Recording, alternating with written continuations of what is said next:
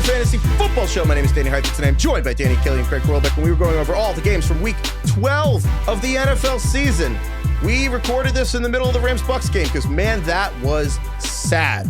We're going to go through all the games, and then, yeah, I guess that is the show. So we're going to do that. That's generally how it goes, yeah. Yeah. But look, I'll tell you, stick around. We have a great show for you tonight. Daft Punk is here. Stick around. We'll be right back. This episode is presented by Chime. Bank smarter this season. Fantasy football is all about strategy. Well, here's a winning strategy for your money. Trade banking fees for fee-free banking, 1.5% cash back, getting paid when you say, and a higher APY on your savings. That's a lineup that wins. Stop banking the old way. Bank smarter through Chime. Chime is a financial technology company, not a bank. Banking services and the secured Chime Visa credit card provided by the Bancorp Bank N.A. or Stride Bank N.A. members FDIC. Optional services and products may have fees or charges. Details at chime.com/fees info. With a qualifying direct deposit, earn 1.5% cash back on eligible secured Chime Visa credit card purchases. APY means annual percentage yield. Learn more at chime.com. We're going to get into all the games, starting with this Sunday Night Football calamity. We are recording, actually, there's 10 minutes left in the fourth quarter. The Rams are up 30-47. This has been an absolute, it's a calamity. I mean, Baker Mayfield hasn't played the second half because he, went down in agony. I mean, the Rams were up 21-0 almost immediately. On a Hail Mary attempt. Looks like he threw his opposite shoulder out of its socket somehow, even though I think it was already hurt before that. But still, that was the nail in the coffin of his shoulder, that throw. I don't really get biologically how that happened, but you know what? Baker is a warrior, and this looked like it was really just sad. I just watched Terry Bridgewater get sacked. I'm like, this guy's trying to coach high school football, and they're like, you were paying for Ubers because you didn't want your kids to walk home. And I'm like, I feel like Teddy being in the NFL is like a formality. I feel like he shouldn't be a backup. I was shocked to realize that he was the backup quarterback for the Bucs. I was like, Teddy Bridgewater's still doing it? Yeah. Like, he's a coach now. He's like a figurehead for what all backup quarterbacks are. He's literally an actor in commercials as a backup quarterback actor in commercials. It's just very weird, the fact that he's still in the NFL to me. I don't know why. Well, maybe because he literally won a state title as a high school football coach, and then they suspended him because he was taking care of his players. He's like, fine, I'll go back to the NFL. Out there. He really does. So, DK, as someone who basically hates the Los Angeles Rams because you're a Seahawks fan, is it overreacting? I just feel like this game is the latest example. I really do think the Rams are just the best team in the NFL and probably going to win. You hate the Rams? No, I don't really hate the Rams. I guess he hates the Niners. I hate the Niners. Yeah. I like the Rams. I'm like, I can grudgingly respect them. They are very good, of course. And I think Matt Stafford has solidified his case for the MVP pretty strongly over the last month plus. So yeah, I mean, they're the most balanced team in the NFL. Both their defense and their offense are elite. They can beat you in so many different ways. They can run the ball. They can pass the ball. They have superstar playmakers on both sides of the football. They're the best coach team maybe in the NFL. One of the best front offices in the NFL. Yeah, it's kind of, as a Seahawks fan, it is a little bit daunting to think about, but yeah, Stafford absolutely just playing lights out right now. And they play good football. They play the type of football that my dad will text me about. My dad texted me today. And was 13 personnel. He's like, I love the way the Rams play football. Yeah. And I was like, you know what? They do it the right way. You got a gritty old school quarterback who just sits in the pocket and slings it. They got big personnel out there. They can run the ball. They can pressure the quarterback. They just do it the old fashioned way in the modern NFL, which is very cool. I just really feel like the NFC Championship game will be a sequel to that divisional round game in the snow last year. It'll be Rams-Eagles, and the winner of that game is going to win the Super Bowl. And honestly, the Rams defense has a lot in common with the Eagles defense, where they have a ton of guys on the defensive line who have rookie contracts that are just playing unbelievable. I think the difference is the Eagles secondary is a little star-studded. Like Cooper DeJean's amazing. Quinton Mitchell's amazing. The Rams secondary is like all these Flat Stanley. Cast-offs. Yeah, Emmanuel Forbes is in there making plays. He has 3 picks in the last 4 games, and he's breaking up passes. He doesn't even look that skinny anymore. I think Emmanuel he gained weight. Forbes is one half of a Darnell Washington, just actually playing a very important role on the best team in the NFL. He's like 145 pounds. Between him and Tez Johnson, they actually don't weigh as much as Darnell Washington, and yet they're in the NFL. I just think Emmanuel Forbes, who I was talking about, Flat Stanley, he is such the perfect example. He is so the Rams this year in terms of just, they always are so good at finding these guys that just fit into their system, coach them up and go out there and make plays. They'll find these random guys either in the late rounds or in free agency, whatever. Like all three of their tight ends are really good now. It's just crazy how they continue to like identify talent and fit it into their scheme and then go out and execute on, offense on both sides of football. It's very so impressive. true. The Rams take these like random people, like I don't know where they find these guys. Matt Stafford, Devontae Adams, like these people we had never heard they of. do And both, I'm like, man, to be clear. Yeah. They fit so well. Devontae Adams, though, it is actually insane how good he is at. He's 31, right? Yeah, 31, 32. He's maybe. 31 years old. Yeah. Sorry, he's 32. He's actually turning 33 on Christmas Eve. I feel like he's going to be able to do this thing forever, where he just is going to be able to be released and be at the one. DK, you texted us earlier tonight that Devontae Adams is like the goal line back for the Rams. I mean, he had so he did catch a 24-yard touchdown pass after I had sent that to you guys, but before that, he had 8 touchdowns in 5 games, and in those 8 touchdowns, he totaled 15 yards combined. So it was just like all goal line stuff. He's basically so good at that. We've seen that all throughout his whole career, but obviously he has a very good connection with Matt Stafford. They know how to get him open. They know how to, single him up and let him do his thing. He's just he's so the best awesome. Off the dribble kind of like getting open, release receiver. Probably, right. I mean, probably ever, honestly, or at least he's probably top 5 of all time. It goes back to my dad texting me about how the Rams play football. Devontae Adams is the same way. It's like he wins with footwork. Yeah. He's like not old speed, school. not explosive. No, it's like Tim Duncan, 35 years old, post moves in the paint. They are the Spurs, aren't they? You know what I mean? Like up and unders, pump faking. Dads love pump fakes. Like what Devontae Adams can do with triple his feet. threat. Yes, it's all footwork, and that stuff does not go as you age. I mean, you slow down a little bit, obviously, but like if you have good footwork, that will hold on. It's why guys like Keenan Allen like lasted so long. DeAndre Hopkins, stuff like that. When good footwork doesn't go away. Yeah, and I mean the Rams are unbelievable. Even Harrison Mevis, our beloved Harrison Mevis, this thicker kicker, giant, the thicker kicker. I can't. They're forcing that. I know. Well, are they forcing it? He's pretty huge. He's a fucking massive guy.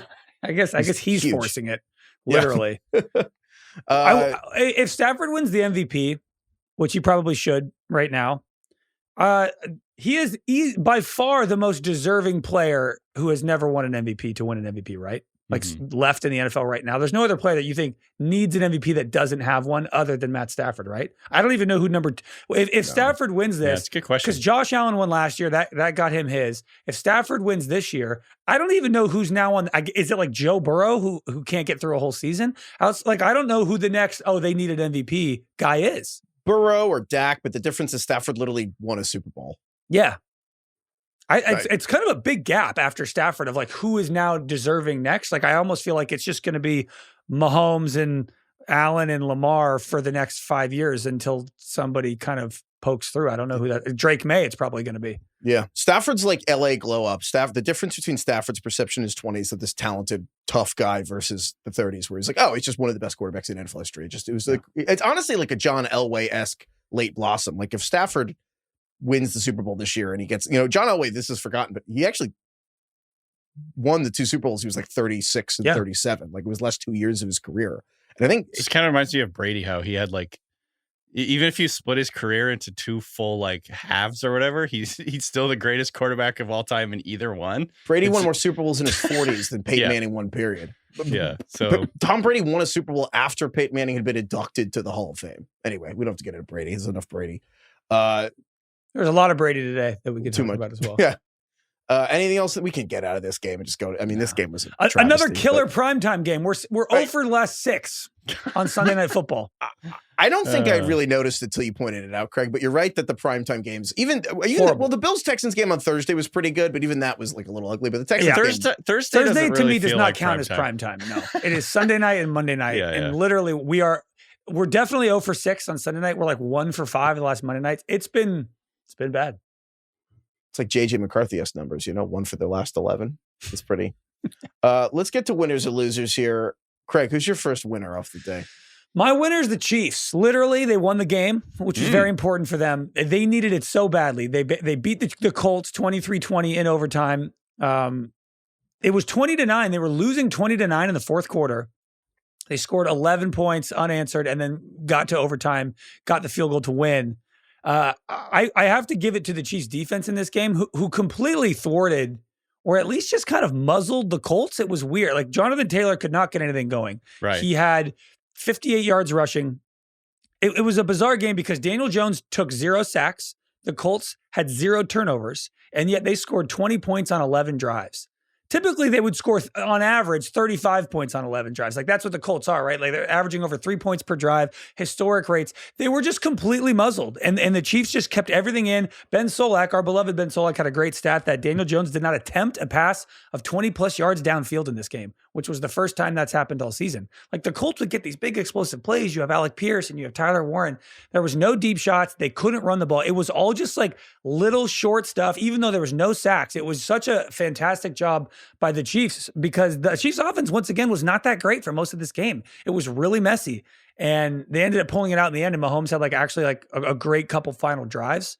I think that's what makes the Chiefs so dangerous, in a field this year where it doesn't really feel like there's any elite teams. Maybe we could say the Rams are the elite team in the NFL, but they have such a good defense too, and they can turn it on. I feel like sometimes you don't see it during the regular season, but once the playoffs come around, everybody starts like stepping up and playing a little bit harder.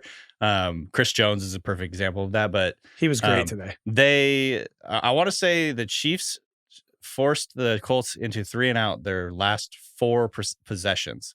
Yeah, 3 and out, 3 and out, 3 and out, 3 and out. And I saw this. They threw one pass, or sorry, they had one run in those 4 possessions. They could not run the football. They had to basically rely on the pass, or maybe they should have run more and trying to break out. But the Colts basically just, fourth quarter on, or they just couldn't do anything. Fourth quarter and overtime, the Chiefs had, I believe, over 250 yards of offense, and the Colts, I believe, had 18 in the fourth quarter and overtime. It was, believe it or not, the first double-digit comeback for Kansas City since the Super Bowl win over the 49ers, the second one. And it was also, obviously, the Chiefs' first win in a one-possession game this year after they had a 17-0 streak over the past few years.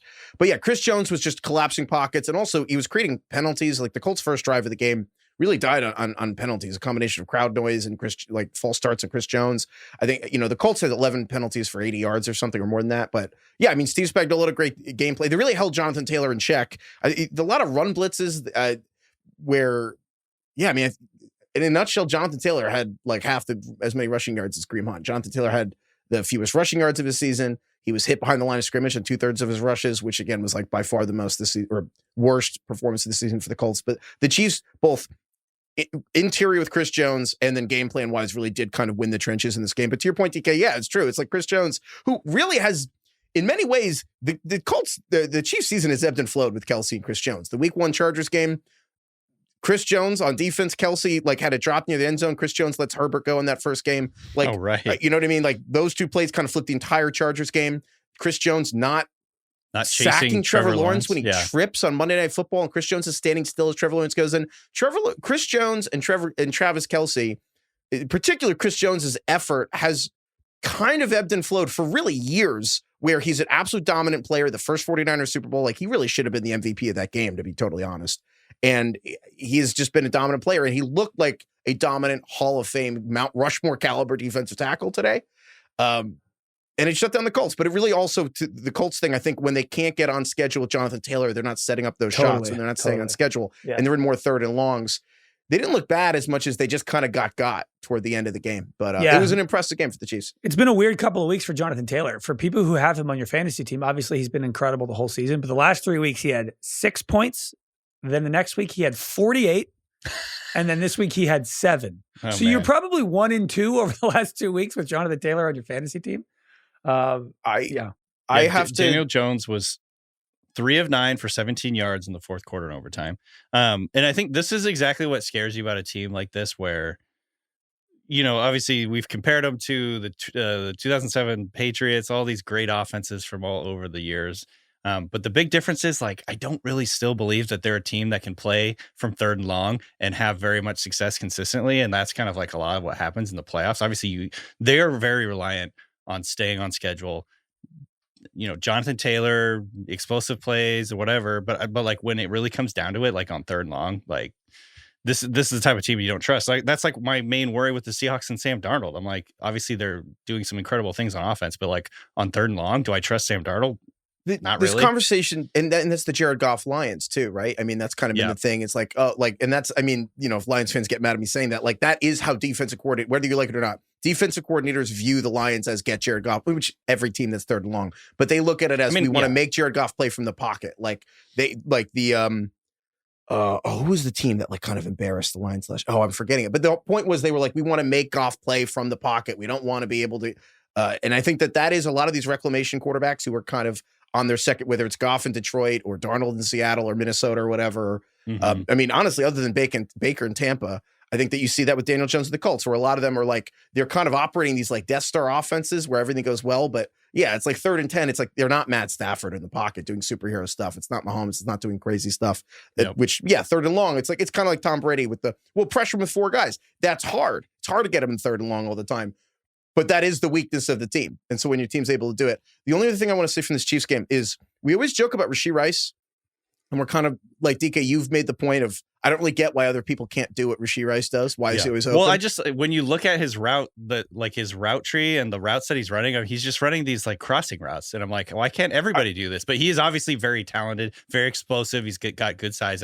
I don't doubt that he's a good player, but it is just funny that when you look at the types of routes he's running, I'm like, why can't I? Literally, there's like, I saw a stat from a different game, not today, but another game where every single one of his catches, he had like 3+ yards of separation. I'm like, what is he do? What is he doing that other people can't do? I don't understand this. I think today was the most like that game for Rashee Rice ever, because he kind of hurt his hamstring at some point in the game, or I don't know if he was cramping or what. He was cramping. He was cramping. I think, so he was cramping enough that he couldn't really run at full speed. Like he wouldn't really take in the fourth quarter and overtime. He wouldn't really take contact. He was going down. Like he couldn't. And yet wide open. He had 142 yards in this game. Wide open, and it was all in the fourth quarter. It was all like after he hurt his hamstring, or it was after he cramping. He probably had 100 yards. Yeah. He had 90% of the yards on the way they went down to tie the game with the field goal at the end of regulation. 2 crucial, like 30+ yard plays. He's like catching. He just crosses over the middle. He's wide open. 20 yards to run after it. I mean, he's like big and fast and strong, and he has good hands. I think he's good. To be clear, like I think he's a really good player. It's just it is one of those things that it's almost like actually like Travis Kelce.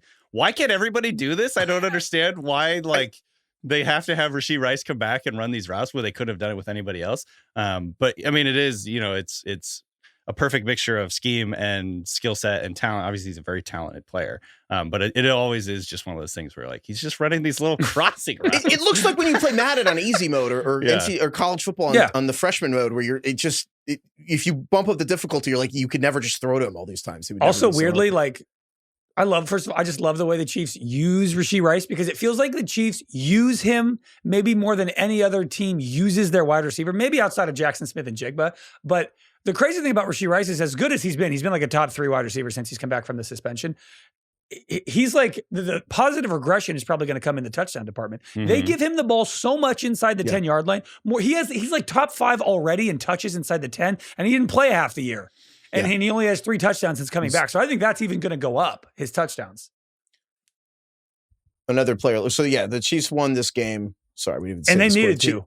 They did. Yeah, I mean, the Chiefs. They would have been 5-6 if they lost this game. They would have been like 10th in the AFC well, they still are, I believe. Well, they still are, but they can get a wild card. But yeah, the Chiefs can they lose and still make it at this point? Or do they need to kind of win out. You can't win you can't lose 2 or 3. The tough thing about the Chiefs is they've lost to a lot of the teams that are ahead of them in the NFC already. So that Colts win was big, because there's a chance the Colts could drop down to a wild card if the Texans keep right. Like, that's possible. I was going to say Colts play the Texans next week, and the Texans defense was unbelievable on Thursday against the Bills, and they have 10 days to prepare for the Colts, and we're watching this game very intently. So it'll be really that Texans Colts game will be a big deal.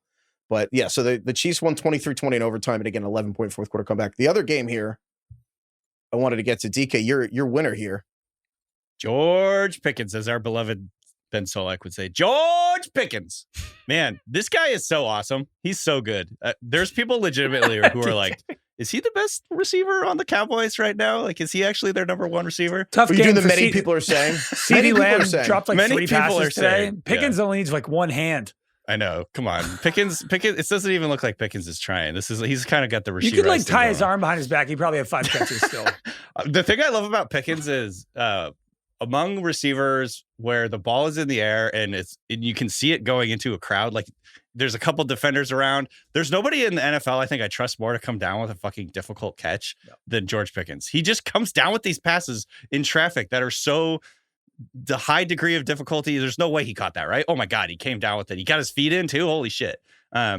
So George Pickens obviously was huge today. 9 catches, 146 yards, 9 catches on 9 targets for 146 yards and a touchdown. The Cowboys came back. To pause you for one moment, 9 catches on 9 targets. Amon-Ra St. Brown last week versus the Eagles had 2 catches on 12 targets. Right. The Eagles have really good corner. So the Cowboys came back from this game. They were down 21-0 at one point, and came back to win 24-21. They put the clamps down on the Eagles offense in the second half, especially their run game. But I think it's just fun to watch George Pickens. And the other thing that I'm like kind of gloating about George Pickens literally last week, he missed the bus to the game. And that's why he had to sit out the first series. Like just the most George Pickens couple of weeks. They were in Vegas. Curfew or the bus? It was like, no, CD missed curfew. He and CD were in Vegas. CD missed curfew, Pickens missed the bus? That's what the report is, yeah. They were out in Vegas, baby, living it up. They were we're going to beat the Raiders. Good restaurants. Good restaurants in Vegas. Yeah, I love the restaurants. The restaurants, they must have had such a good time at that restaurant in Vegas. That's so cool. They should call a strip club the restaurant. Fucking we were at the restaurant. I think that's what the NFLPA head was doing. Where were you? I was at the restaurant last night. Relax. That was what Lloyd Howell, the head of the NFLPA, was doing with his expense to the union. He was just kind of says it on your credit card statement. It says the restaurant. The restaurant. Honey, what are these questions? What are you going to tell me? He's at the restaurant. Why are you confused about my $800 car outside that took me from 5 in the morning? We had a few drinks. I got some wings at the restaurant. It says restaurant. Anyway, my point is he's worth a hassle. He is worth the hassle. They're going to have to pay him. He's unbelievable. On the crazy hot scale, he's hot enough. Yeah. So Pickens, first of all, on a Sunday countdown this morning, the Randy Moss, he was talking. Mike Greenberg basically pulled this out. He said this at a dinner, and they weren't going to say this on the show. But Randy Moss, they asked, like, if you were what receiver reminds you most of yourself in the league? And Randy Moss was like, no one.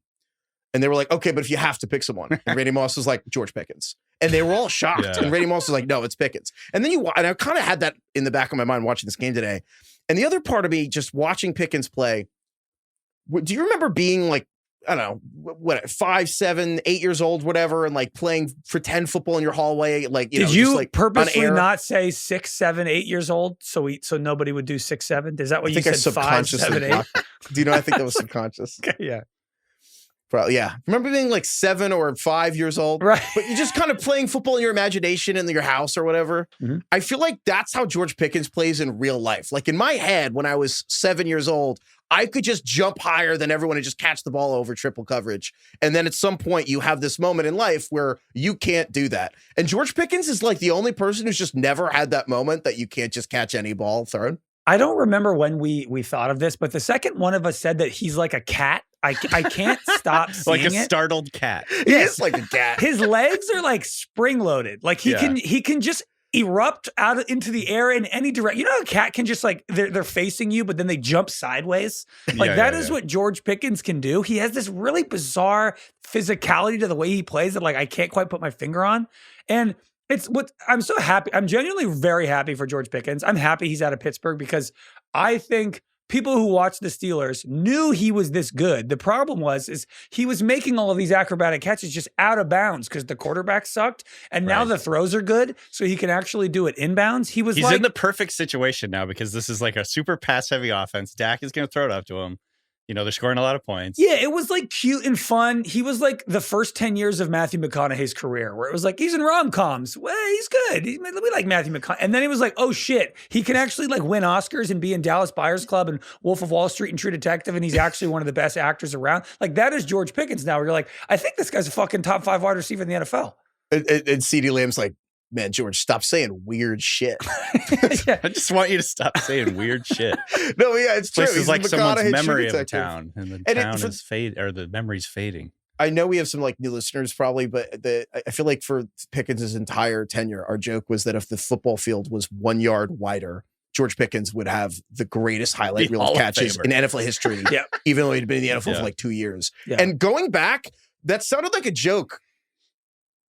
But like he actually probably might go down with one of the 4 or 5 best highlight reel catches ever. Like if you look at some of those things out of bounds and now look at what he's actually capable of doing, you're like, you're right, Craig. It was the quarterbacks probably. And 100% it's unbelievable what he's been doing. He's such a good fit. I hope he's on Dallas. Yeah. I hope he's with Dak for the rest of his career. Dak said that at the end. He's like, we're not letting him go. And he's right. And also Jerry knows this is box They can office. franchise him Jerry if they knows. need to. Yeah, they're going to keep him at least. By the way, It'll are blow the up at some point, but until then, it's going to be sick. Ride the wave. Yeah. Ride the wave. Are the Cowboys good? They might Cowboys. Is Jerry cooking? Is this Jerry- defense actually like better now? Is Jerry kind of we're so back? Yeah. We're so know. back, Jerry. Jerry did that thing that you never do in trades, right? Like he traded the one good player for a bunch of shitty pieces. Like the thing we always And say it in actually fantasy. worked. It's like, don't be the guy who accepts 5 players to give away one. And Jerry did it, and it's kind of working. This was the worst run offense that we've seen from the Eagles this year. According to success rate, it was like 18% success rate in the run game. So they turned him one-dimensional. Obviously, they got behind early on, and Jalen Hurts was making some big plays, but I mean, they shut him down later and came back. Yeah, we need to rewind for a second. The Eagles went up 21-0 In and they didn't score again, and the Cowboys won 24-21. This was crazy. Did you see Sal was tweeting in the second quarter? I think when they went down 21-1 or 21-0, he was like, he's like, number 1, I hate everybody who tried to convince me that the Cowboys could win, and number 2, I didn't believe you, or something like that. And then they came back and won. I can't wait to listen to what he has to say about this game. Are you guys? So yeah, like, are you guys believers that the Cowboys might be real contenders here, or was this just like a weird divisional game? I mean, I think the problem is that if you look at who the Cowboys play the rest of the season, they have an incredibly difficult schedule. They play the Chiefs next week, then they're at the Lions, they play Minnesota, they play the Chargers. So it's like, I do think it's going to be very hard. But yeah, I think this team was always a little bit better than their bad record suggested this whole season. Right, Heifetz, wouldn't you agree? Like, I think the Cowboys are a 500 team, give or take a win. Yeah.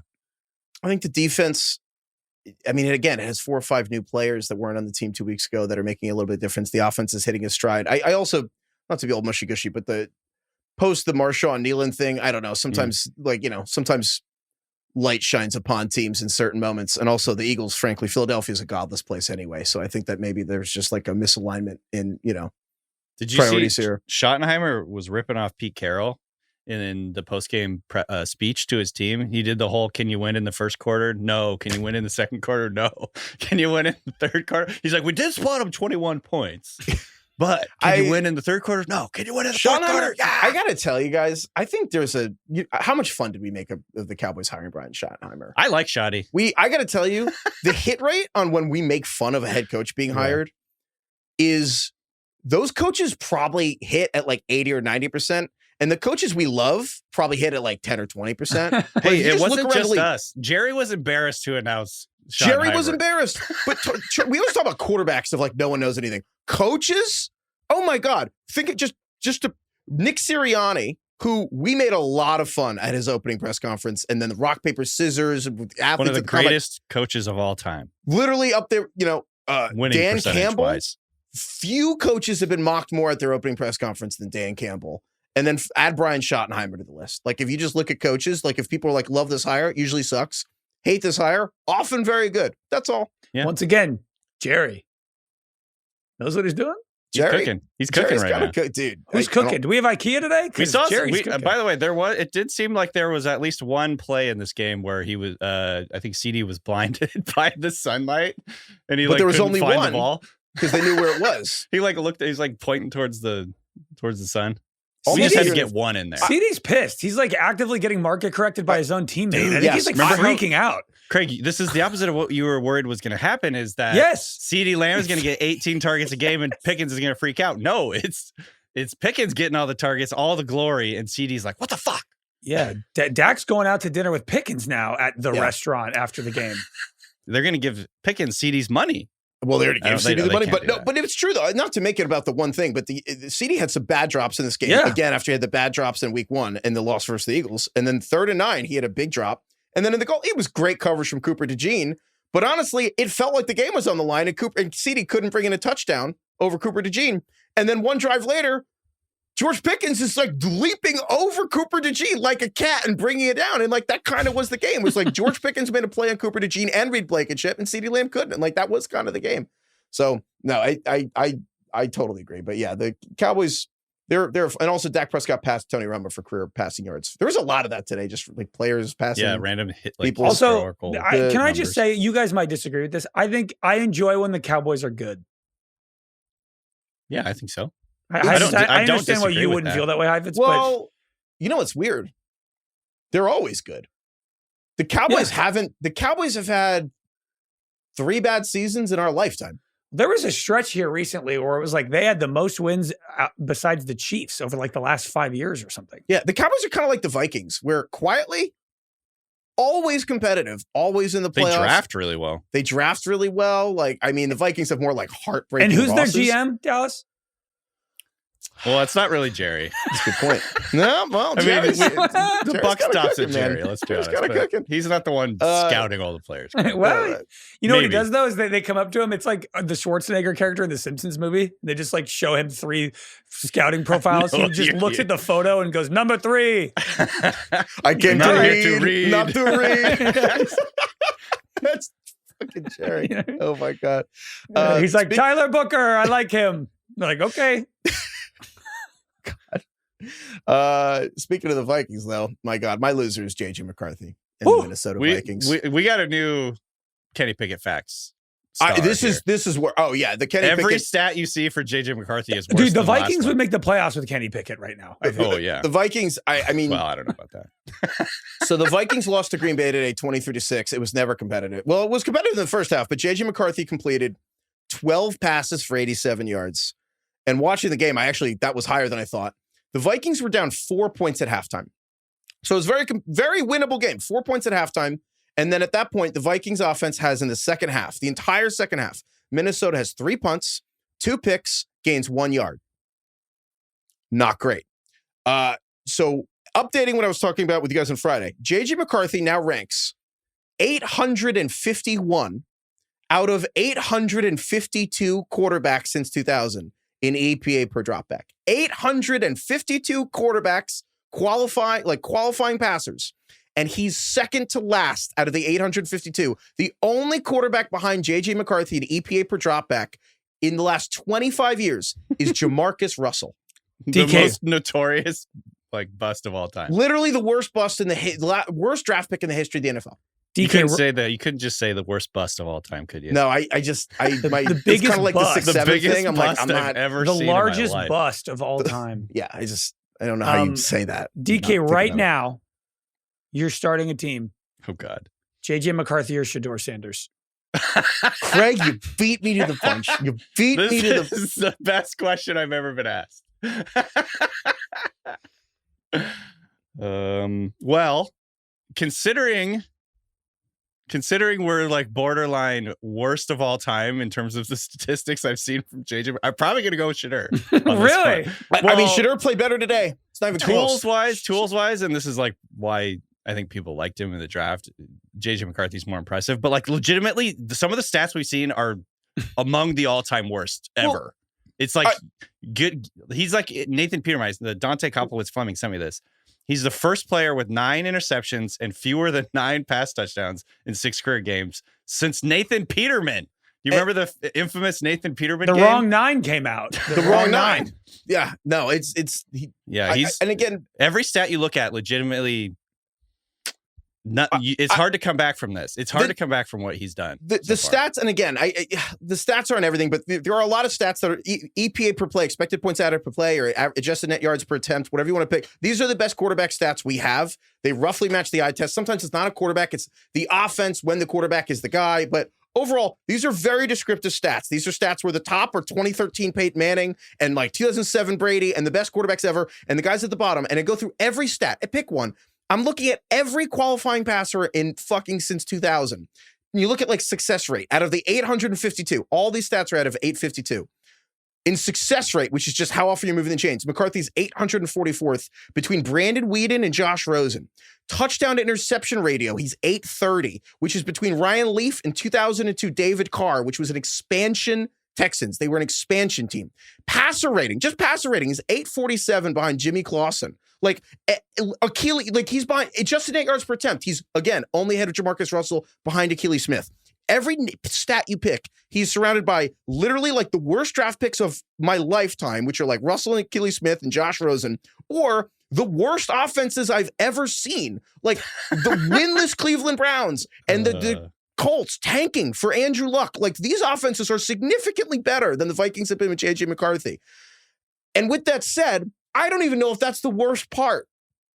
I think the worst part is that Kevin O'Connell, the head coach, who is famously a quarterback guru whisperer who has fixed other players, is giving crazy detailed breakdowns last week about the mechanical tweaks J.J. McCarthy needs to make. Specifically, how his feet need to not be so goddamn wide. Your feet you need to be within your shoulder frame, that he's throwing so inconsistently because his feet are too wide when he's letting go of the ball. And to me, the worst part isn't the stats. The worst part is if you watch all the mistakes J.J. McCarthy made today, it was because he didn't make any of those mechanical fixes. He's sailing. He threw a screen pass, Anthony Richardson style, out of bounds. He threw a pass to Justin Jefferson on a third down before halftime, out of bounds. The interception he had, his feet, the first pick was, he got hit while he was throwing, but his feet, he looks like he's doing a split. His second pick, his feet look like he's doing a split. He didn't make any of the mechanical tweaks, which at that point, either he's not able to fix this stuff during the season, clearly, because Kevin O'Connell's saying it publicly and he still can't do it, or this guy has the yips.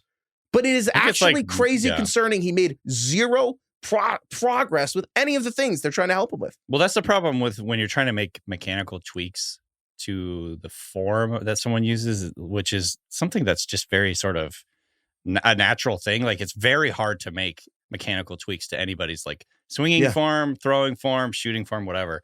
Especially, and especially the first time it goes is when you see pressure in your face and you just revert back to sort of whatever the base way that you do things. And guess what?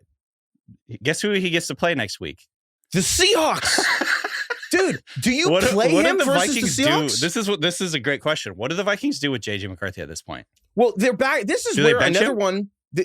I'll never understand NFL teams is lack of no one invests in the quarterback room anymore. Like when Matt Hasselbeck, the Vikings did last year. They did, but then they let Daniel Jones leave and they let Sam Darnold leave, and they had J.J. McCarthy, who had never started a game. And instead of having I understand Carson Wentz got hurt, so that's bad. It's also a strange choice of all veteran leadership to have Carson Wentz, who famously wouldn't help other players. But I guess I'm being hard because Carson Wentz is out for the season. But the Vikings are stuck with Max Brosmer, who we thought was like a fake person. I mean, this guy, Max Brosmer, what college did he go to again? That man is not real. He went to New Hampshire. This guy went, and then he transferred to Minnesota last year. But it's he spent 4 years as quarterback at New Hampshire. Should he play over Darnold at Seattle? Legitimately, the question is, what are we risking? Sorry, J.J. McCarthy. If you start J.J. McCarthy against the Seahawks, is it worse than benching him? Like in terms of his long-term mental outlook, right? Because that's the worry now, is that you're continuing to force him to have all this media scrutiny, exactly what we're doing right now, which is talking about how every stat that you see from him is among the worst of all time. Like legitimately, like Heifetz said, like every one of the stats you look at, he's like grouped together with all the all-time quarterback busts in NFL history. He's like only ahead of Jamarcus Russell in the best two quarterback stats we have. So what do you do? I think you play him.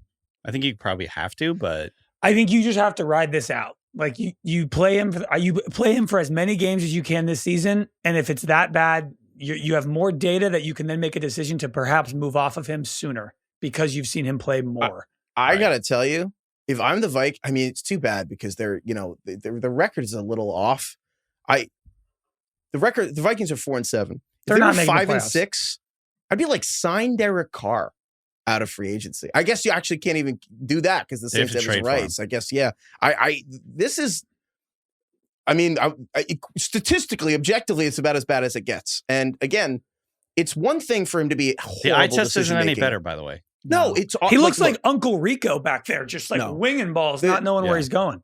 He has no idea what's happening. Solak made a good point that once the script is over, the first 15 plays, he's a mess. But he's never played before. He didn't play that much in college. He didn't have to throw much in college. And my favorite meme is someone has a thing of a guy at a subway stop. The train stopped and a guy like pretends to start like moving the train and moving the subway. And they're like, that's J.J. McCarthy on the Michigan national championship team. It is funny, Like- man. Like if you brought somebody in who had no idea what football was, and you had to like start from scratch, and you're like, hey, you got to pick a quarterback in college who's going to be good in the pros. I feel like the first thing they'd ask is like, well, who's like played the most? Who's thrown the most? Who's the most experienced? You know, like when you apply for a job, like, are you experienced? How long have you been working in this industry? How many throws have you thrown? How many passes have you thrown? It's just funny how. Have you ever talked to a client? It's like, I think the problem is, or are you just really charismatic? I think the problem is that clearly some quarterbacks need I guess really probably all quarterbacks need an apprenticeship. And there's a weird moment in quarterback development. We'll talk about this more at the draft show. Like, and for those who don't know, we do the whole year. Stick with us the whole year. We cover the playoffs. We cover the free agency. We cover the draft. DK's our draft expert here at The Ringer. Like, and we're going to talk about this a lot with quarterbacks, especially because of the Anthony Richardson effect with NIL and all these guys are going to go back to school. All quarterbacks need to apprentice somewhere. It used to be in the NFL where it was normal to sit for a year or two. It was normal to go to college and sit for a year or two, and then you go to the NFL and sit for a year or two. And the contract structure now at the NFL, the incentive is you want to get the quarterbacks to play well while they're young. But what that does is you kind of turn into a wood chipper where teams are trying to play young quarterbacks, but they didn't play that much in college, and now they're not playing that much. And it's like, why is J.J. McCarthy playing? Is it because he's ready? No, it's because Sam Darnold was expensive and J.J. McCarthy was cheap. And so I think that what we're learning is, you know what? Some things cost more than money. And while Sam Darnold at $40 million was expensive, wasting this year is probably a lot more expensive to Minnesota than the $31 million that they're going to save by not having Sam Darnold be the quarterback. you know, it's tough. Like, obviously right now it's so clear that they made the wrong decision. Obviously they should have kept Sam Darnold. However, in the moment, it was a tough call. Like it was not a clear answer to me or anybody I talked to. It was a big argument of like, what do you do? I really think it was like an unlucky situation that they happened to bring in Darnold and he was so good and clicked so well in the offense and threw 35 touchdowns. And then you have to give him all this money, but you took a guy with the 11th pick, assuming that Darnold would just be the bridge. Like, I do think it is a uniquely difficult situation that like, it's not their fault. It just was unfortunate. And they made a call based on like, look, we're going to go with the young guy we drafted in the top 15. Like, yes and no. I can look back and be like, I get why they did that.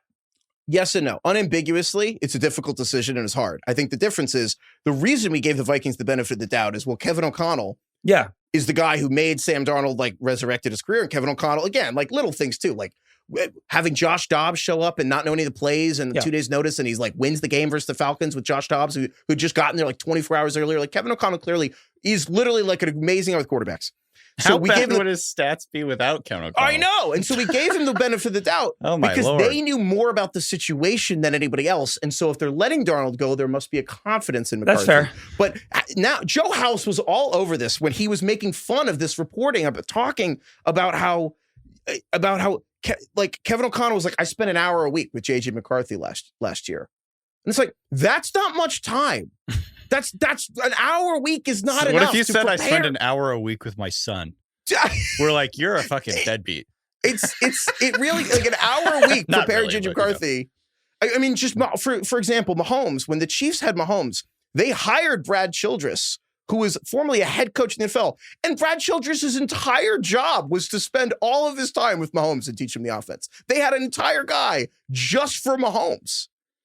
And so, literally, they had a translate. Anyway, the point, we can talk about this forever. I thought this would work. I thought it'd be way better than this. So, clearly they did too. But I you didn't think he was going to be maybe the worst quarterback in the history of the NFL? I did not. Well, DK, that's pretty embarrassing for you, because if you pull the tape up from 2024 when they took him, I was like, this guy's going to be like Jamarcus Russell all over again. The I Am Become Death Oppenheimer Award for player who went nuclear today. Man, I think we got Giants-Lions was unbelievable. Giants-Lions was a fun game. Really weird for me because it was really fun and entertaining throughout. Lions beat the Giants 34-27 in overtime. There was 1,000 yards of offense in this game. Hell yeah. This was like an old school Big 12 game. Jahmyr Gibbs had 260 yards from scrimmage, 50 fantasy points depending on your scoring. Wan'Dale Robinson had the most receiving yards in the first quarter that any receiver has had in any first quarter this year. This game had the most 20-plus yard plays in the first half of any game in any half all year. And Jameis Winston had 10 passes of 20-plus yards, which is the most 20-plus yard passing plays in Giants history, going back to when they started tracking it in 1991, which is probably means the whole franchise history. But DK, I think this was actually like a Pantheon Jameis Winston game. It was a classic. We were texting during the game, and Heifetz was like, I am absolutely loving the Jameis Winston experience right now. I'm just like, just wait.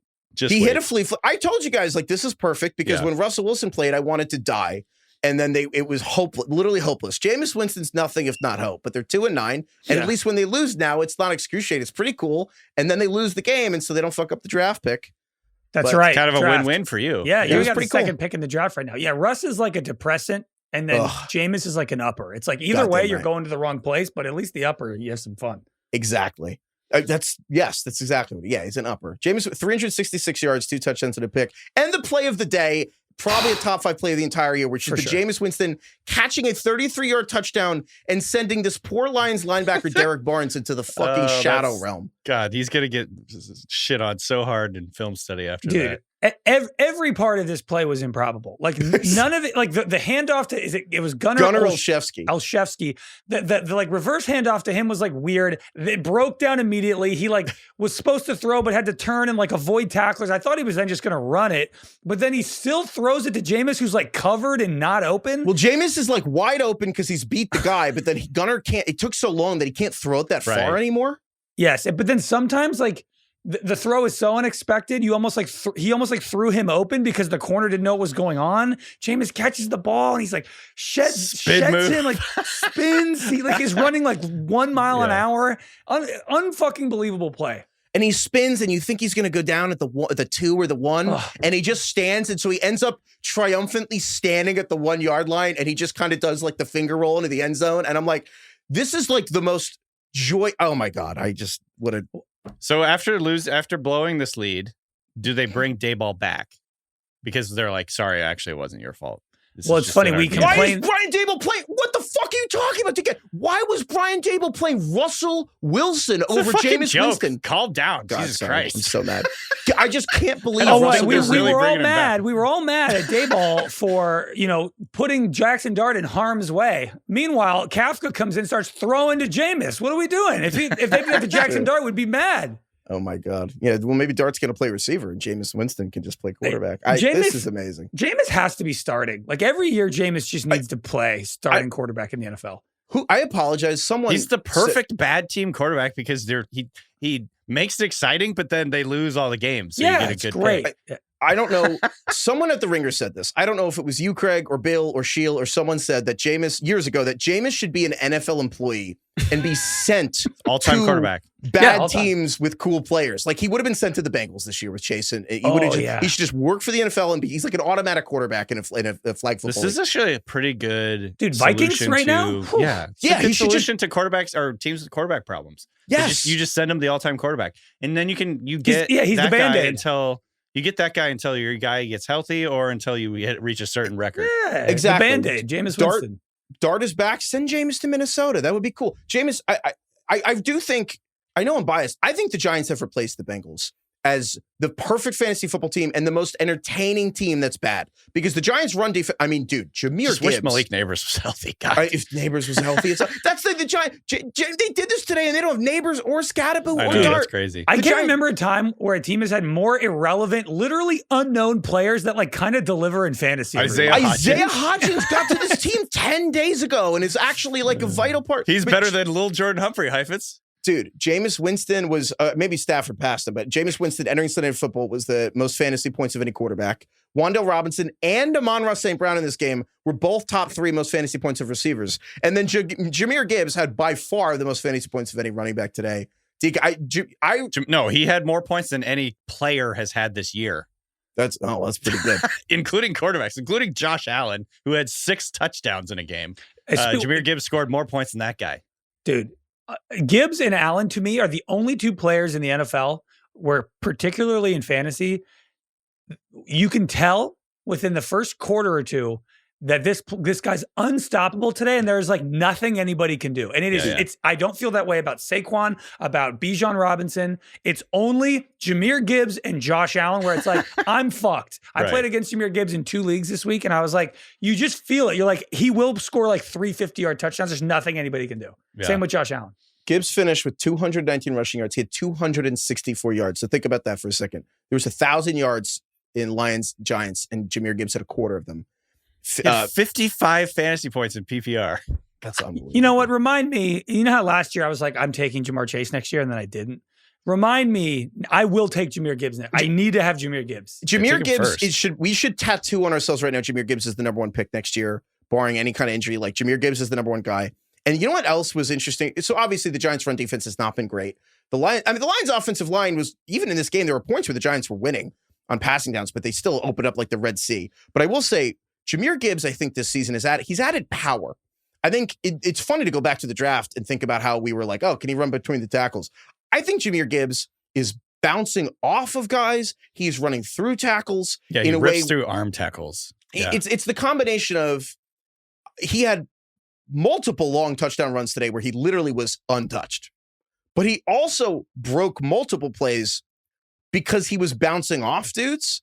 And the fact that he is probably the fastest running back, I guess after Devon Achane, like he's the fastest running back, but he feels like the most explosive guy. I think he's actually faster than Devon Achane. I think Achane's really, really fast, but somehow Gibbs is more explosive. Like the way that he just kills pursuit angles from defenders. Like if you see him, there's a lot of times where there's a defender that's pursuing him towards the sideline. They're both running towards the sideline, and Gibbs just outruns the guy and just turns the corner and goes past him and scores a touchdown. And I'm like, there's very few players in the NFL I trust to do that. It's Gibbs, Achane, I think maybe, and then Jonathan Taylor.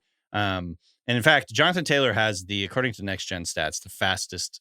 He's been the fastest ball carrier this season, but Jahmyr Gibbs is third, fourth, and third, and fourth fastest on other carries. He's just so explosive. You can't keep up with his speed. In the matter of 1 month, what were you going to say, Greg?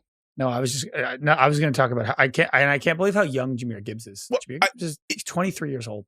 I think in the matter of 1 month, I went from wanting to bring this up, and I felt like I was being a little premature. But I think now it's okay to talk. I think Jahmyr Gibbs, we have to start talking about. He's kind of maybe going to be one of the best running backs in NFL history.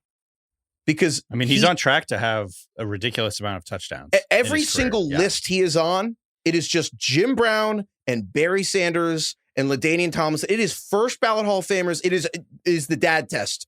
It is players that like dads love and talk about and grandfathers. It's just every single thing. It's like most touchdowns before turning 24. It's like Randy Moss and Rob Gronkowski and Jahmyr Gibbs. And it's like just every list he has for rushing yards and touchdowns and everything he's done is literally only inner circle NFL Hall of Famers. Right.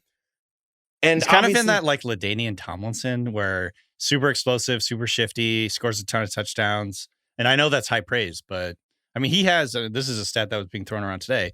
He has 44 touchdowns in 43 games so far in his career. Barry Sanders had 43 touchdowns in his first 46 games. So he's already eclipsed Barry Sanders' first 3 seasons in terms of touchdowns scored. Obviously, there's other stats out there. And he didn't start as the starter. Like the beginning of his rookie year, we were mad that he wasn't playing. Yeah. So we can't say enough about Gibbs. I agree, Craig. We should make that a memento tattoo now. At the end of each year, we kind of like tattoo. Are you going to take him over Jonathan Taylor next year? Yeah, yes, I will. 100%. Okay. Because what the culture ruined my day. Yes. And that's how everything works, right? Like you take the guy who was really good against you. I'm like, you know what? I'd rather just not have to go against him. If you classic Warriors fan, Craig's like, if you can't beat him, join him. He's got the Kevin Durant. If that means I win back-to-back rings after doing it, I'd be happy. No, you're right. Actually, we should that person who destroyed you in an important matchup, you should just take that guy. Just take that guy who scored 50 points.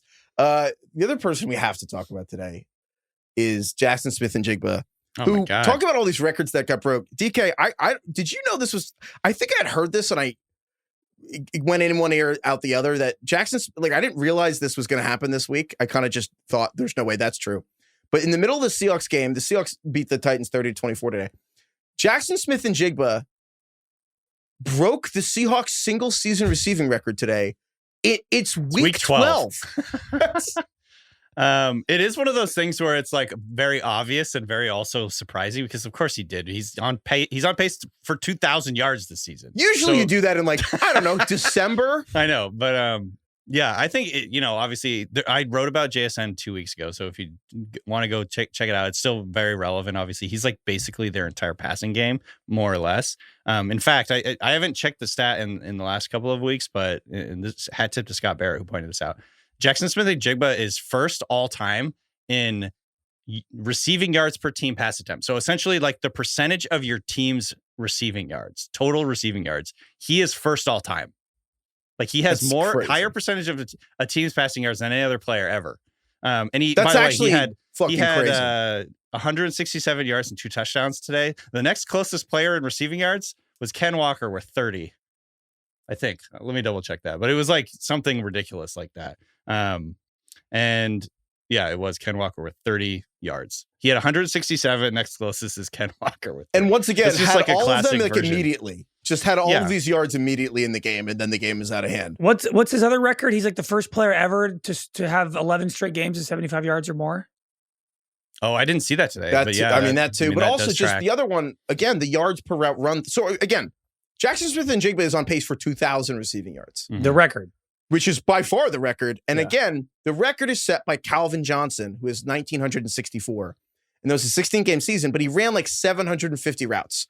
And Jackson Smith-Njigba is on pace to break it on like 450 or 500 routes, which on a per route basis, Jackson Smith-Njigba is like, what is that? 30 or 40% better, more yards per route than Calvin Johnson did when he broke the rate. Like Jackson, no one has ever had 4 or 5 yards per route run overseas. I mean, yeah, Jackson Smith-Njigba, they haven't been tracking routes for that long. So no, it's like it's one of those things where it's a little bit of an asterisk, but he's on pace to set the all-time record, which goes back, I think True Media, it goes back to 2012 or something like that. So he's on pace to be the best in terms of efficiency yards per You'd have to go back to Jerry Rice in like against replacement players, or like Lance Allworth on like the Chargers when it was like the AFL to find some shit. But here's a piece of context for you though. Like Calvin Johnson in his record-setting season averaged 119.8 yards per game. This year, Jackson Smith-Njigba is averaging 119.4. So he's like very slightly behind in yards. And that's Calvin Johnson, Megatron, the most like physically impressive player I've ever seen in my life. The player, Calvin Johnson, like, in my mind, it's insane to think about that. Randy Moss has taken the lore. In terms of their apex, Calvin Johnson's peak was higher than any player I've ever. Like how good Calvin Johnson was at his peak was better to me than Julio Jones. He was better than Larry Fitzgerald. He was better than Randy Moss. Like those players probably had more sustained things, and Calvin Johnson had injuries, and the Lions were just like kind of a mess. Right. But Calvin Johnson to me is the best receiver I ever saw play football. And it's fucking insane to think that Jackson Smith-Njigba, who was seen just chalk it up to no one knows what the fuck they're talking about. Because I remember watching him play college football and thinking that Rose Bowl and being like, well, this is the best game I've ever seen. 347 yards receiving and 3 touchdowns, whatever it was. And then teams like didn't even want him in the draft. He went 20th. They were seeing, he's like, well, he'll never be an alpha. No one knows what the fuck they're talking about. We have to get that tattooed on ourselves. That's very true. Show. I think that's true. That's very in all contexts of life. Yeah. Unbelievable. I mean, like I remember you guys asked me about JSN before the year, and I was like, I don't know, like it's going to be difficult with Sam Darnold. What kind of passer is Sam Darnold going to be? I didn't know he was going to give him 50% of all the yards that the Seahawks are like amassing in the passing game this year. Like I did not see that coming. Obviously, I thought he was good, but I did not know that he was this good. He's legitimately, I don't know if I would say the best receiver in the NFL right now, like if I'm being totally honest, but like he's up there now with the elite receivers. It's so over. We're so back. Have to start with it. I mean, we're so back for Shedeur Sanders, and it's so over for Chip Kelly, the offensive literally coordinator over for the Raiders. Oh man, Chip Kelly got fired by the Raiders today, rightfully so, because I mean, the Browns beat the Raiders 24-10. It was just an absolutely pathetic game on the Raiders. How many times did Geno get sacked? 10 times. Jesus. I texted you guys halftime. I was like, I think the Browns have an outside chance. It was 7 at half, right? They had 7 sacks, I think, like 2 or 3 minutes into the third quarter, and it just none of them looked hard. So the Browns, the Raiders are to me like the worst team in the NFL. I think by far, but the Browns, it's so funny. Shedeur Sanders, they won the game. The Browns had 3 touchdowns today. Now, was Shedeur Sanders on the field for the first 2? No, they actually ran Wildcat. They decided they'd rather not even have Shedeur on the field for the first 2 touchdowns. Was the third touchdown a screen pass? He threw like 7 feet to Dylan Sampson. It took like 70 yards. Yeah. You could argue it was actually a run. because it was almost backwards. It probably was a run. We don't need to do more kidding. on the Shador. Like, he didn't play. There wasn't that much. He didn't look that. He had the one deep ball that looked great. He had 2 good throws. Sure. But like, okay. I agree. But he played the worst team in the league and he hit like 2 throws Craig, and still, what are we doing? I'm just going to get ahead of you on this one and say that's not what the narrative is going to be like. Well, no, I know. I will say it isn't. I just wanted to. That's not what they're going to be talking about. The stat, it's funny. The Browns have stats you didn't even know were stats. The Browns' last 17 quarterbacks to make their debut were 0-17. That's a defeated season. He's the first quarterback to win his debut for the Browns since like 1995. And he's also just the 42nd starting quarterback for the Browns since they were reincarnated, like they were added as an expansion. They were brought back in the NFL in 99. He's the 42nd quarterback to debut for the Browns, which I mean, that jersey was so long, the joke with the jersey with all the names on it for the quarterbacks. When Baker was drafted, like he was 30th. That was not that long ago. To think of it, you have 42 starting quarterbacks in 26 seasons. Anyway, so they won the game. Really, the Browns defense is crazy. The Raiders were pathetic. Chip Kelly, it's over. Shador is back. I also had an intrusive thought in this game. I'm really mad at Myles Garrett.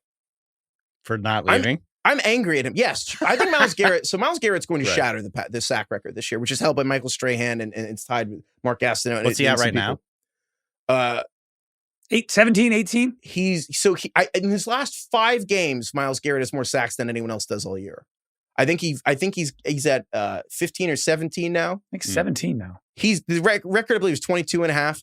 Yeah. He's going to shatter this thing. Also, TJ Watt, doesn't TJ Watt have it with Strahan? Yeah, TJ Watt's tied it with Strahan, and then Mark Gastineau, who from the Jets in the 80s, is pissed he doesn't have it. The half sack, it's a whole thing. But anyway, Garrett has 18 sacks right now. He has 18. Jesus. Again, he's 13 in the last like 5 games. But I think at this point, watching him and realize, like, to think about the Micah Parsons trade, I got to tell you, Myles Garrett is so much fucking better than Micah Parsons. It's not even close. Myles Garrett is so good, and I think I was watching today. I know the Raiders are bad. I don't care. Every single game plan is just about Myles Garrett. Everything everyone does is about this guy, and he has 18 sacks in 12 games. It is unbelievable. And I think I realized today, I'm like, Myles Garrett is probably the best pass rusher I've ever watched with my own eyes. I never watched Reggie White at his peak or whatever. Myles Garrett is he's so much better than TJ Watt. TJ Watt's been more clutch. Myles Garrett is so much better than TJ Watt. He is better. That Steelerson's going to kill me. He is better. No, he is. Julius Peppers. He's more talented. And I'm kind of mad that he fucking signed with the Browns for $40 million a year instead of like being traded. And sorry to go make $33 million. The fact that Myles Garrett is going to it's like if Ohtani had just stayed on the fucking Angels for his entire career. And I'm like, I don't know, DK. First of all, do you agree with me, DK? I think he's the best guy I've ever seen. And I'm kind of pissed that he's just never going to play meaningful football ever. Yeah. No, I totally agree with you. I think I was just reminiscing when you were talking about that when he was coming out, I wrote an article for The Ringer that was like, who's better, Garrett Wilson Myles Garrett or Bradley Chubb? I'm like, I don't remember the last time I heard someone talk about Bradley Chubb. Bradley Chubb is nothing. It's incredible. But Myles Garrett, it's like, for the I'm record, sure I said that Garrett was better. But nice. Yeah, okay. Sick. Cool. Nailed Good it. call. Nailed Good it. call. You Okay. mean the 6'5", 275-pound alien is a good pass rusher? Yeah. Every time you see Myles Garrett, you're like, this guy he's like Michael Phelps. He was born to rush the passer. He's just built so absolutely perfectly for it. He's so both powerful and graceful and flexible. It's crazy what he can do he just makes everybody look so shitty. It's one of those players where he makes everybody look like they're like a JV player or something. The Mount Rushmore is Lawrence Taylor and Reggie White and Myles Garrett and all these guys. But yeah, anyway, so Myles Garrett. We have an important We're So Back right here, Craig. It's kind of an obligatory We're So Back, but AJ Brown. As soon as we were back, it will be over next week. But currently we are back. He had 110 yards and a touchdown. Looked good. Cowboys rainbow strip. Of course, the Eagles lose when he plays great and they throw to him a lot. So now they probably won't the next week. But coincidence? AJ Brown looked really good. And I no longer think he's injured. And he looks super strong and great hands. Really sticky hands for a guy who's like so big and brute. Great hands on AJ Brown. Looks awesome. They lost. I will say, because I think last week, Craig, or maybe it was Heifetz, was asking me, is he actually any good? And I was like, yeah, he's good. I mean, and we could see that in this game, right? Like, he's super explosive, run after catch. And like you said, he's got really sticky hands, especially in traffic. Like, Yeah, really he hard looks like catches. the Terminator out of there when he wants to. Yeah. We should do a power hour later this year of players who are pissed when their teams win. I actually like saw AJ Brown, Kyler. So I have AJ Brown in my home league. I've been watching him very, very intensely for the entire season. And so even when the ball doesn't go to him, I watch him just to see what he does. For most of the season, when the ball does not go to him, he's pissed. He's lackadaisical. You could see his like arms drooping. He's like looks like Snoopy walking down the street. Today, when there were passes not going to him, he was engaged. There was a play where AJ Brown was open. They threw it to Devontae Smith instead. Devontae Smith got the first down. It was like an important play in the fourth quarter or whatever. I saw AJ Brown give the fist pump for his team. He got a touchdown, and it's because he had 60 yards in a touchdown in the first quarter. And you know what? Sometimes you got to feed your guys. Sometimes you got to feed your stars. I mean, they were winning 21-0 at one when they point. were throwing to him. Right. Then they stopped. He's like, this is what I'm saying. We're going to win when we do this. Jalen Hurts is going to be like, I threw the ball and we lost. And in reality, it's like, you stopped throwing and you lost is what fucking happened. Yeah. DK, we're so back and so over. Who's it over for? So we're so back for the Jags, who ended up winning today. Okay. And I don't know if it was like heroic fashion necessarily, but they won. There was this big Liam Cohen after the game. I've been watching a lot of post-game speeches by coaches this year for some reason. They're pushing them why. now. I don't know why, but they're more of a thing. They are. I think Schefter, among a lot of people, is like posting these post-game I don't know why they're advertising speeches for so some much. reason. I think teams realize because people fucking love them. That's why. Anyway, Ben Liam Cohen basically in the post-game speech was like, "We're never gonna fucking apologize for getting a W," and then just went on this like long rant. I'm obsessed with all the ways these coaches find like speeches that kind of gloss over the fact that they almost lost. Right. They played like shit. Can you win in the first quarter? No. Well, it's hard to win in the NFL, is the point. The Jags beat the Cardinals 27-24. Congrats. In OT. And here's what I was going to say about this. I didn't think the Jags played particularly well. I don't think Lawrence played well, and I'm going to get to that in a second here. But the AFC South is like suddenly kind of interesting. We saw the Texans beat the Bills on Thursday Night Football. The Texans are really kind of fun right now. Their defense is fucking awesome. I don't know what their quarterback situation is. Davis Mills, I think, went 3-0 as the backup, or 2-0 at least. Did he play 3 games or 2 games? Now I'm misremembering. Mills? He went 3-0. Yeah, 3-0.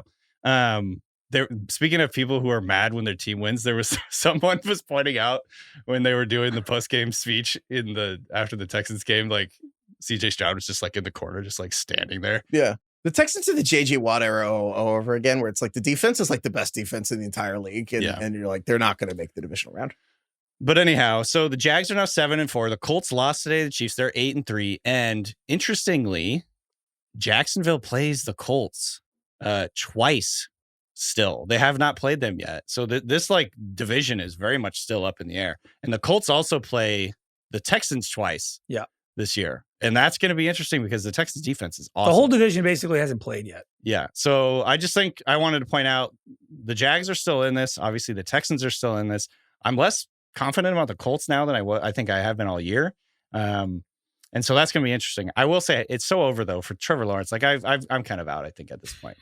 I mean, I was already on the borderline. I think I came into this year somewhat optimistic that Liam Cohen would help him figure some things out. Did you know that since he came into the league in 2021, Trevor Lawrence has more turnovers than anyone else? He has 82 turnovers in 71 games. Dead last. It's so funny you say that because I feel like he probably also leads the league in like turnover-worthy plays that were not also turnovers.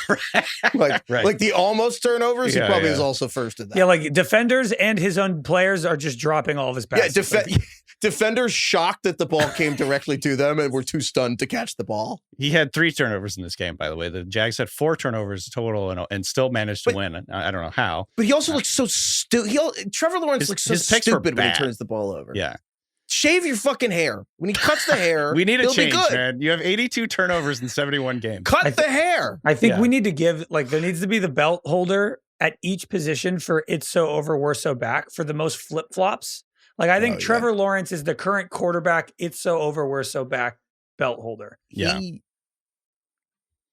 Like you, every other throw, you're like, I think I'm in. And you're like, actually, I'm back out. And you're like, I want to buy back in. Yeah. You are Liam Cohen. Kevin O'Connell. Thank you. You're Liam Cohen. Kevin O'Connell calls you. Wait, I'm never going to apologize. Can I be Kevin O'Connell? Yeah, please. All right, cool. Hey, Liam. What's up, my guy? Man, you were crushing it, Tampa. Really cool to see what you're doing in Jacksonville. Anyway, I just wanted to talk. What are your thoughts on Trevor Lawrence? Like, how tied to him are you? Are you kind of thinking of bringing in a whole new regime at the quarterback position? How are you feeling about him? Who is this? No, I'm not. I'm never going to admit it publicly if I'm Liam Cohen that Trevor Lawrence is not the answer. But Trevor Lawrence, he knows it in the back of his head. Trevor McCarthy and Lawrence 3 firsts for Trevor Lawrence. I mean, we don't need McCarthy. Just give me the third, the 33 first. Of fucking Keep course. McCarthy. McCarthy. We'll just take the face. We don't want the pressure of having to play you him. keep McCarthy, we'll give you a third. How about that? So we don't have to have McCarthy. Dude, 3 firsts, 100% for Trevor Lawrence. Yes. Yeah, you probably don't have to give 3. Probably 2. You probably could get him for 2 firsts. 2 firsts, though. 2 firsts in a second. They wouldn't do it for 2 firsts. It's not enough. I think my point, though, is more just like, obviously, we know that Lawrence has been a very controversial guy in his career. Obviously, he was like the golden boy coming out of Clemson, all that stuff. But even like this year, his numbers are not good. I mean, he's like 30th in completion rate, 25th in yards per attempt, 31st in passer rating, 28th in EPA per dropback. He's tied for dead last in turnovers this year with 14 turnovers. Geno, Sam Darnold, and Tua are the other guys that have 14 turnovers. I mean, this was like Liam Cohen was supposed to be the guy that kind of like helped him figure this out. It's just not happening. I think about something Craig said 2 months ago about Trevor Lawrence all the time when I watch him. Craig called Trevor Lawrence a blockhead. Blockhead. I think about that 10 times a game when I watch. He does just make He's stupid a blockhead. plays. Yeah. He just does. He's just like, he seems like a very nice guy, but when he plays football, he just doesn't seem like very bright. Like it's not a thing. Like he has he just in the moment just never does the right thing. He short circuits, boneheaded decisions. Yeah, he's a blockhead. Anyway, he's Well, Craig, who else? It's so over for. It's over for the Steelers. Finally, it's over. Sweet. I gotta hand it to you, Craig. You called this so perfectly. Unbelievable. You said, was it a month ago that you said? Yeah, it was after week 6. The Steelers were 4-1. The Ravens were 1-5. And I was like, after 12 weeks, the Steelers and Ravens are both going to be 6-5, and the Steelers are not. And that's exactly what happened. Carlos, did you cut this? Do we have this? The Dolphins, the Vikings, the Browns, and the Jets are the Ravens' next 4 games. They're going to win all 4 of those. They will be 4-0 over that stretch. And the Steelers play the Colts, then the Chargers, the Bengals, and the Bears. Steelers are going to go 2-2 over that stretch. Both of these teams are going to be 6-5 heading into week 12. 6 weeks ago, the Steelers were 4-1. The Ravens were 1-5. Now they're both 6-5. I'm almost happy they lost today because I was sick of the Mason Rudolph is going to be better for the Steelers narrative. Mason Rudolph stinks. And the final 2 drives, they had the ball twice in the final 4 minutes, and they didn't do shit because Mason Rudolph sucks. And I didn't want to hear how many times do we have to see Mason Rudolph. He plays like one good series and everyone thinks he's everybody gonna be the guy. wants the backup. Who are these people? This is I said it last week. Dude, people were saying it on, I won't name names. People were saying it on television that Mason Rudolph was the answer for the Steelers offense. Are you talking about better than Aaron Rodgers this season, or are you talking about better than Aaron Rodgers with a broken left wrist that's supposed to be like some better than Aaron Rodgers recovery? this season? It was. I guess it was after Rodgers, like, I hurt his wrist. We didn't know how bad it was. But people were like, I think the offense in general is just better with Mason Rudolph than Aaron Rodgers, which I didn't agree with. But anyway. It's just like Mason Rudolph, like in a burner. It's going to be hard for the Steelers to make the playoffs. Like, it was a close game. I mean, it was a neck and neck game. Like, I think the Steelers could have won. It kind of could have gone either way, but I think the Bears were better and they deserved to win the game. And you look at the Steelers' upcoming schedule, man, like, it's not easy. Like, they play the Bills, they play the Ravens, and they're going to be competing now. The AFC is it's like 10 teams deep.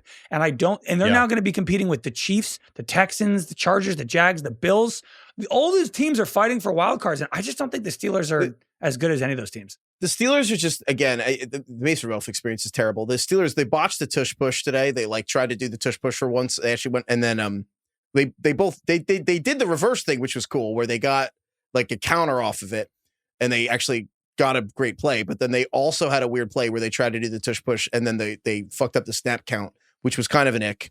But also they got the Steelers TJ Watt touchdown thing. Like TJ Watt got a sack, and Caleb Williams just still the pocket presence sometimes, the awareness is just not there. But like TJ Watt got the ball and like they were able to get a touchdown in the end zone, and like TJ Watt passed his brother for career sacks, which is like also the fakest stat ever because TJ Watt was a fucking defensive end and JJ was a defensive tackle, which is like 10 times harder, but no one talks about that. But the fact that they got the defensive touchdown and they still lost to the Bears, the lack of game planning from Mike Tomlin's week-to-week game planning is crazy because the Bears were down. We didn't talk about this on Friday, but the Bears were down their top 3 linebackers today. Tremaine Edmonds, TJ Edwards, and Noah Sewell were all hurt. So the Bears linebackers, there's 3 starting linebackers for the Bears today. I believe combined in their careers had 3 tackles or maybe 5 tackles combined between the 3 guys. So DeMarco Jackson who has never really played in the NFL that much, was like the green dot defensive communicator for the Bears today. And you would think that this is the epitome of a thing that Arthur Smith, who is a head coach in the NFL running the Steelers offense, and Mike Tomlin can take advantage of. None of these linebackers for Chicago have played. DeMarco Jackson had 15 tackles for the Bears today and all these guys played really well. And it's just strange to me that the Steelers can't take advantage of things like this. The Bears, like Shawn Wright, the cornerback for the Bears, had another crazy interception. And I don't know. It's a cool story, the Bears defenders and stuff, but I don't understand why the Steelers can't take advantage of this stuff. It's arrogance. It's like we do what we do. And you're like, okay, well, there's actually a weakness here that you could exploit. We're going to play our game. We're going to do what we do. If you look at Mason Rudolph's passing chart today, he didn't throw over the field once, over the middle of the field. That's the thing I don't get. It's like, this is your handpicked backup. Like Mason Rudolph has been with the team for years and years. I know he had the gap year to Tennessee, but it's like he knows that he's been there. And in theory, how many teams are better situated to take advantage of their top 3 linebackers being down in defense than the Steelers, where they're so ahead of the curve on these teams playing tight ends. Backs, yeah. All they have is Jonnu Smith, who's Arthur Smith's preferred tight end, Darnell Washington, who weighs 311 pounds, and Pat Freiermuth, who was really good before those guys were there. You would think that no team would be better situated to drag all 3 of these inexperienced linebackers on the field. And just don't you think that if Sean McVay just had the Steelers, that the Steelers could maybe be the Rams right now? Yeah, yes. Like, I think there's no if you think amount about of their first-round rosters, picks. it's like they have 3 good tight ends. They have a DK Metcalf. They have Rodgers, who could probably do like a version of what Stafford is doing. Like, you could build exactly the Rams with the current Steelers roster, and the Steelers' defensive roster is probably even more talented on paper than what the Rams have. It's ridiculous. The defense is probably better in LA, but you're right that you're right, actually. Rodgers probably could be doing a lot of stuff. All the tight ends. Right. It's funny. I was watching the games with some friends this morning, and one of my buddy's wives, Emily, who doesn't know a lot about the NFL, she was just like, Craig, how are the Steelers doing this year? And just without hesitation, I was like, the same they are every year. And she's like, which means what? I said, they're fine. And she said, why don't they try to do better? And I said, great question. I don't know. It's a really good question. But here's the thing, though. So the Steelers play the Ravens next week. And I got to tell you, the Ravens, what was even the final score of that game? 23-10, I think. 23-10. Unimpressive win by the Ravens. The Ravens didn't exactly run away from the Jets. No, they look like shit the whole day. I think we might have to make time here for America's favorite segment. The Ringer Fantasy Football Show presents Fart or Shart. Ooh, that's gonna leave a mark. Featuring Crazy Craig and the Diaper Dannies. Oh, I don't like that. Stinky. I don't the like Diaper that. Dannies is pretty good. I don't like that. I like that you guys got a name associated with going to the bathroom, and I just got Crazy Craig. Yeah, that's a fucking L. Anyway, Could it be like Shit Stain Craig or something? I know. Come on. Okay, Daniel. Oh, me again? Yeah. Christ. What do you mean, me again? Where you been? I don't want to do this anymore. You know how this works. Lamar Jackson, Daniel, for the first time in his career, has had back-to-back games with 0 touchdowns. Mm-hmm. He, since coming back from injury, is the QB 22, which is behind Cam Ward and Geno Smith. Lamar Jackson.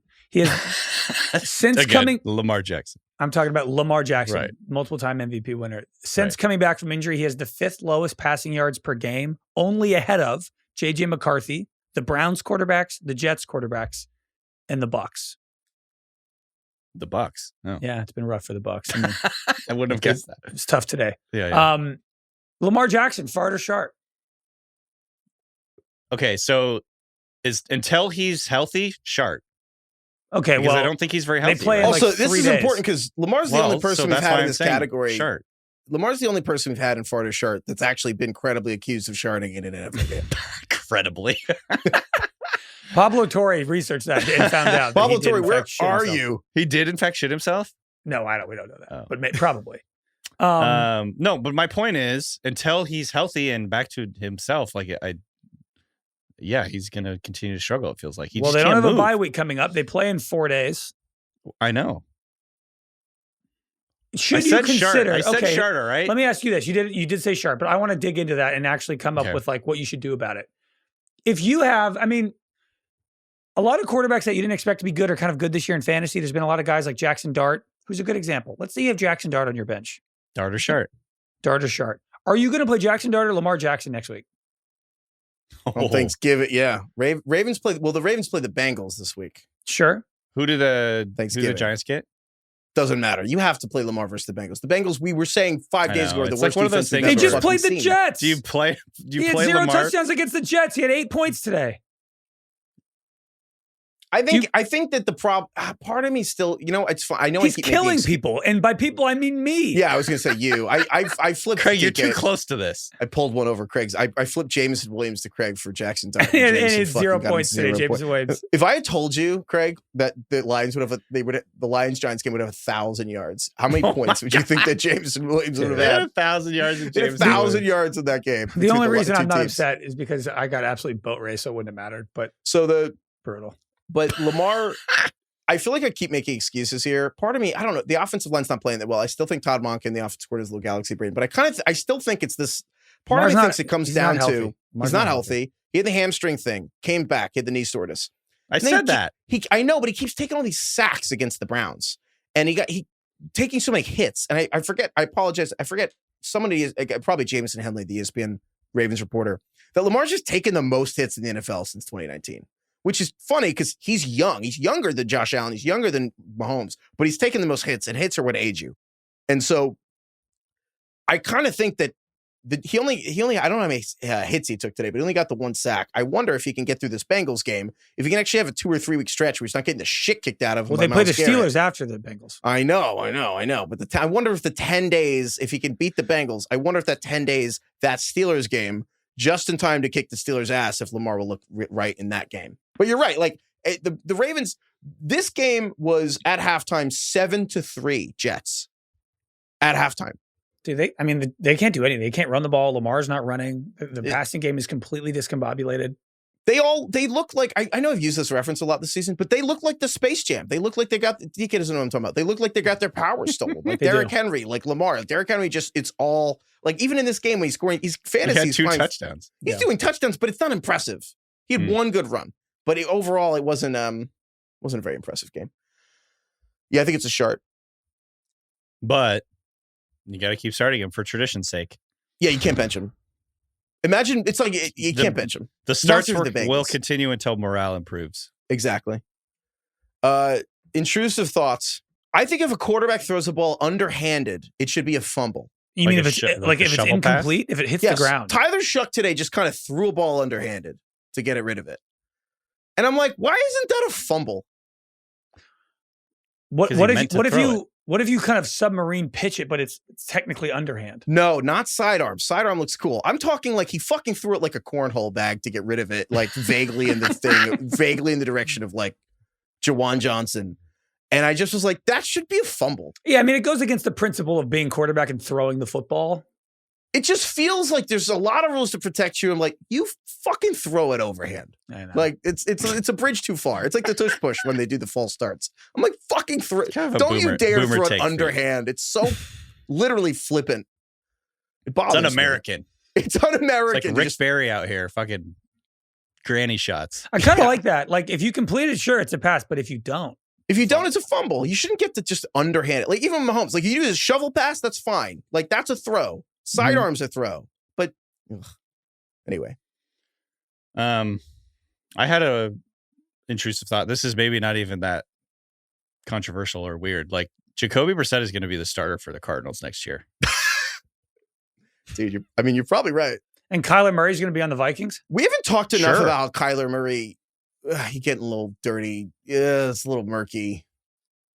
I'll say it. The report that came out was that Kyler Murray's not expected to return from injured reserve unless Jacoby Brissett gets injured. Which is another way of saying Kyler Murray is healthy and can play. For sure. That means he's benched. We haven't talked enough about how Kyler Murray's reaction to being benched was to fucking run away to injured reserve and pretend like he's hurt. And like, I'm sure he has an actual injury. IR? What? You're saying it was his choice to go to the injured reserve? I don't know what's going on here, but I think the fact that he can't, I guess it's saving face, but I think the fact that face needs to be saved is in and of itself embarrassing for everyone involved. We're in a very weird time right now with really expensive quarterbacks that you kind of are starting to realize is not the one. Like thing. You have Kyler Murray, you have Trevor Lawrence. You could maybe throw Jordan Love in there. I love Justin Herbert. People would probably like to throw Justin Herbert in there, even though I disagree with that. No, Herbert was playing at a level this season better than Kyler I completely has ever agree, played since he was but 20. There are people out there who feel that way about Herbert. But I'm just saying, there are a lot of quarterbacks who make like $50 million a year that you kind of immediately say you can't win a Super Bowl with that guy. Well, the difference is Kyler is a mix of hasn't performed that well, but also has the worst style of quarterback age. Like nothing ages worse than Kyler's style of play. I know. And there's questions about his character and leadership. There's just like horrible. There's no way he's starting in the NFL at like 34. Let me ask you, who is Kyler Murray starting for next year? Minnesota. Jacksonville. No, I don't think the Raiders. I'd pray to God it's not the Steelers. In all seriousness, the Raiders might be interesting. No, the Steelers would never take it. The vibe. I think the Raiders. He's such a Raider. He's born to be a Raider. I think. Didn't he get drafted by the A's? Dude, he might be on the A's. Yeah, the A's probably are makes no more longer, than the A's entire neither payroll. team is in that city anymore, though, Craig. Well, hold on, wait. What They've both moved on. The Athletics payroll last year. Oh, dude, it's like was 40 million, 78 million. Oh, okay. And Kyler makes what 50? Probably some of the A's. That's a good call, DK. Brissett probably will start for the Cardinals next year.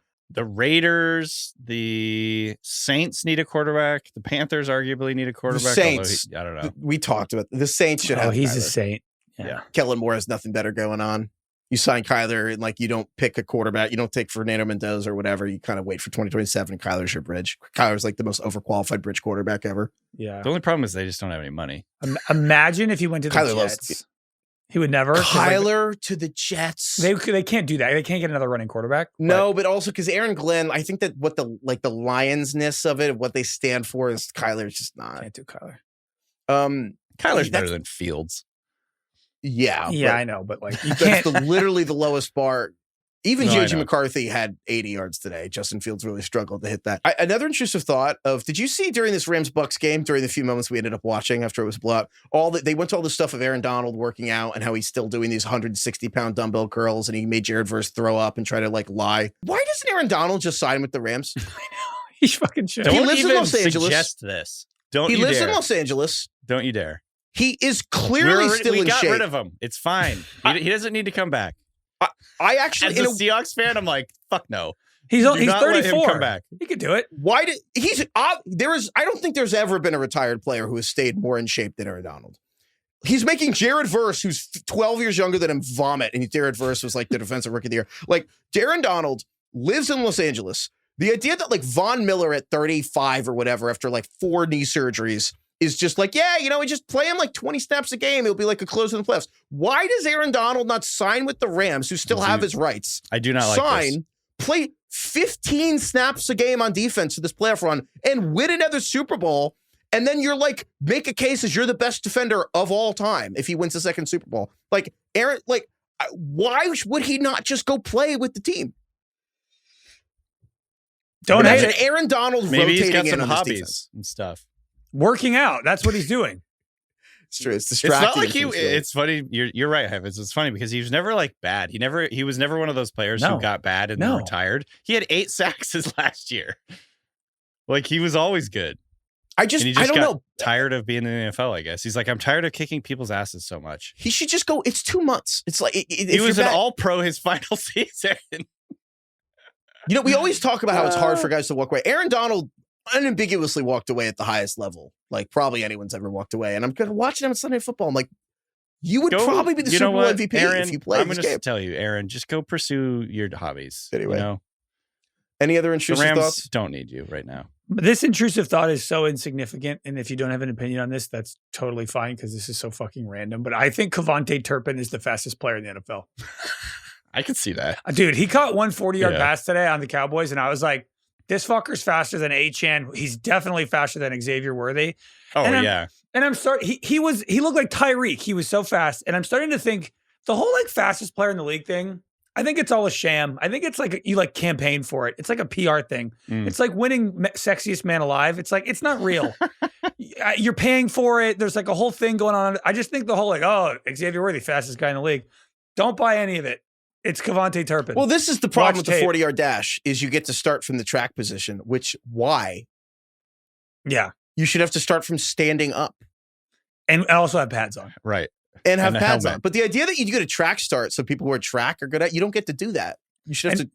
He was just like, looked fast forwarded today when I watched him. And I was like, this guy, I think actually is the fastest receiver in the league. And it's funny because he also had the biggest ick of the day, which was Kevontae. What happened? Did he get a handoff for a screen and he just caught the ball and then just tripped, fell forward, and then flipped the ball to a defender on the ground? He just fumbled. What happened, DK? I didn't say it was coordinated.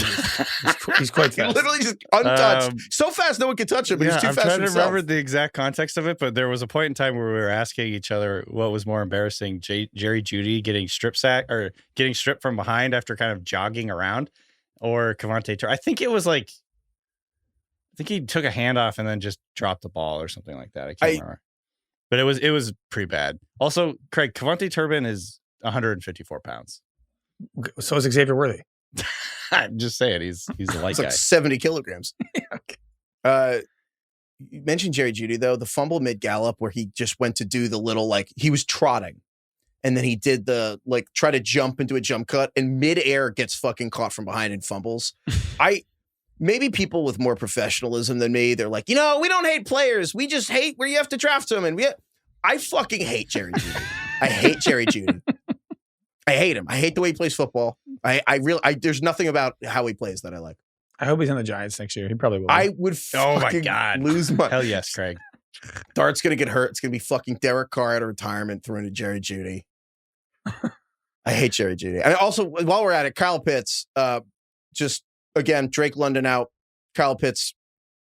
It's over. It's over for Kyle Pitts. It's over. Craig, he's only 21 years old. It's over. I'm sorry. Like, we were back for like the first month of the season, and it's over. It's over again. At least Darnell Mooney did something today. Yeah, thank God. Yeah, he did. We talked so much shit about him for the last 2 weeks. Well, the Billy Madison, whatever. I was just like, very specific niche.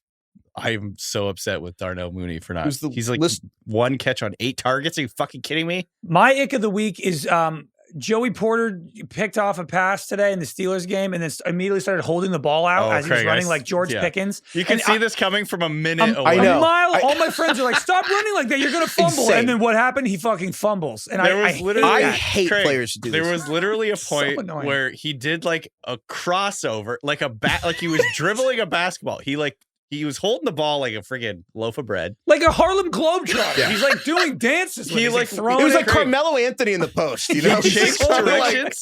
He changed directions and he like did this with the ball. You probably can't see me. He did like wave your hands like you just don't care with the ball. Yeah, dude. I'm like, put it. I hate 5 points of contact.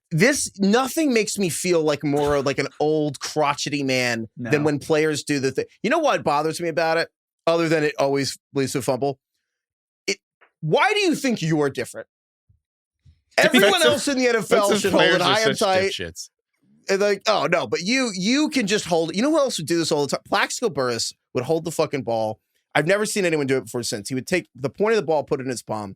He'd take the other point of the ball and stick it in the crook of his elbow. And he would just run like that. Oh yeah. And you know who was a big ball palmer was Deshaun Jackson used to do this all the fucking time. Yes. George Pickens will do it a little bit. Odell, yeah. And it was, when guys get near and it's like, oh, you put it away. And, It's all ego. It's like these guys who think they're Yes. basketball players or something. I don't even know what it Well, is. receivers are, but Joey Porter that one really bothered me because and also if they had that also almost would have been the reason they lost. They did lose, but anyway, yeah, good call, Craig. That was a huge ick. Play of the day, the Jameis Winston catch for the touchdown. A 1,000,000% play of the year, probably. But an honorary mention to the Saints defensive back who jumped over Kirk Cousins trying to sack him, which I just never seen that one before. Just hurdle. I've never seen a defender hurdle the guy with the ball. Worst play of the day we're given to. Is it Jerry Jeudy, or is it Turpin? Or is it Tom Brady for almost saying the N-word? God, That was tough. what a nightmare. Trying to say Landon was a nightmare. Dickerson. He was saying Landon Dickerson. I see how it happened because Of course, I do too. The first name Landon, like you hold like the end, Landon. like Landon Yeah. Dickerson. Yeah, it's a difficult name to nail. And unfortunately for Brady, he didn't nail it. God. That was I had that for Stadium Pulse of the week here. Yeah. And he actually recovered well. He was kind of, He did. kind of was like, oh. He kind of laughed. Yeah, he's like, oh, sorry about that. Excuse me, which was fine. That was like the most natural he's ever been on a broadcast. Right. It was like that It was. in that little moment. It was a weird day for Brady. He just can't. He just doesn't have it. Like in the biggest moments is when he struggles the most. Like when the game is calm and boring, it's the opposite of who he was as a player. Like when the game is boring, he can kind of like ramble and get into some interesting stuff. But when like a big play happens, like because he did the Cowboys-Eagles game, the fumble, the Eagles Gibson with a P, fielded the punt, fumbled the ball. Huge game tilting play. Kevin Burkhardt is hyped up. He goes, Gibson, he fumbles it. It's loose. Cowboys recover it. And then it's just, you're waiting. What's he going to, and it's 5 seconds, 10 seconds go by. And you're like, Brady, say something. And then he goes, what a hit. I'm like, that's what you did? You gave us what a hit? The sick irony is you can only be super clutch at one thing specifically in life. You can't be two. He goes, what a hit. Clark and Bell coming over, biting the ball. Craig, that is the soul of the Tom Brady frustration. It's just like, how could you be this good at football and then this bad at fucking commentating? Well, it's funny, the commercial where he's just like, where the guy wakes up with Tom Brady's football knowledge. And like in that one, Tom Brady's doing great. Yeah. He's just like, if the safety rotates down, you throw the seam. It's not that hard. I'm like, why don't you do that during the game? That's a commercial for how you announce. Just announce like that. Pivotal moments in the game, he goes, all that force knocks it out. I'm like, what? I am just all so that force? Yeah. We're playing football. What are you talking about? Who do you think, who's got the belt right now, Craig? Is it Greg Olsen? Olsen's the best announcer. Olsen has the best analysis. I still think Collinsworth and Aikman I enjoy the most. Collinsworth is, his 500th game tonight. I like Collinsworth. People think he's too positive. I think Collinsworth's good. Also, just the production of Sunday Night Football is just really good. Like it's the most watched. Collinsworth is the most entertaining. Yeah. Collinsworth understands that this is like a product and does a good job to entertain you and be a little silly. Greg Olsen is like, I want to make you smarter. I want to show people that I know what I'm talking about. Olsen and Collinsworth and Aikman are like a little bit older. They don't really care as much. They kind of shoot from the hip a little more. But Aikman is negative and Collinsworth is positive. Yeah, Aikman is cool because when he will just eventually reach a point where he'll just say what he thinks and just be like, I don't like these people. And I just see it. I will say, as much as I don't like Brady, I would take Brady in a heartbeat over Al Michaels and Kirk. They're the worst. They're horrible. Al Michaels is too old, and Kirk has too many jobs. I mean, look at him. Kirk Herbstreit announcing Thursday Night Football, it's literally his third priority every single week. And he sounds completely different when you watch him do a college game. College game, dude, it's literally, the joke is because he likes college. Yeah. Thursday Night Football is like his LinkedIn. He's like, how much are you going to pay me to do this NFL thing? Okay. Yeah, it's like College Game Day is like his fucking Instagram. It's his Finsta. Yeah, Thursday is him on LinkedIn. He's just like, hello. Like, if they're like, Craig, you have to host the Law and Order Prestige TV podcast and also the Entourage Prestige TV podcast. I wonder which one I'd be more excited for and better at. Yeah. I feel like Al Michaels he's in the zone now of Clint Eastwood, where he was really old back in like the 1970s. And now he's like post old. Like, how old are you now? You were really old 40 years ago. Meanwhile, Al Michaels is probably like, so they give me this guy. He brings his fucking dog everywhere. And then he flies to do this pregame thing on Saturday. Al Michaels, oh my God. Al Michaels is 81. I thought he was older. We had this exact exchange last week verbatim. We did we say how old he was? We did. Yeah. That was word for word. I think I said, how old do you think Al Michaels is? And then you guys guessed like 85. And I was like, fuck up. Fuck, he's only I 81. actually have legitimate memory loss, I think. Half Al Michaels' age. Right. Meanwhile, Al Michaels can flawlessly recall some game he called in the I know, 70s. right? It's like, I should be the one fucking talking about Al Michaels. Oh my God. He has better memory than me. okay, any other ref stuff that bothered you guys or anything? I enjoyed, there was that really tricky play in the Jags-Cardinals game where there was like the punt that like the Cardinals guy tried to hold it down to the 1 yard. He like did the thing where you jump into the end zone to prevent the touchback, threw the ball back, whatever. It was like a very complicated play. This was interesting. And the ref came on mic to explain the situation. And he said, he started with, I've never heard a ref do this. He started with, okay, so Here's the deal. I just thought that was really like natural and authentic. So yeah, hold on. What happened was I thought this was interesting too. Basically, It's honestly not that interesting, but the kicking very team. boring. I feel It's like. really interesting. So when the You receiving fucking team let touches the ball, Heifetz talk about kicking every week. Let me talk about this one thing, okay? So the kicking team, the Cardinals, was it the Cardinals? Yeah. The guy jumped into the end zone, batted the ball back in, and then Parker Washington, the punt returner, grabbed the ball.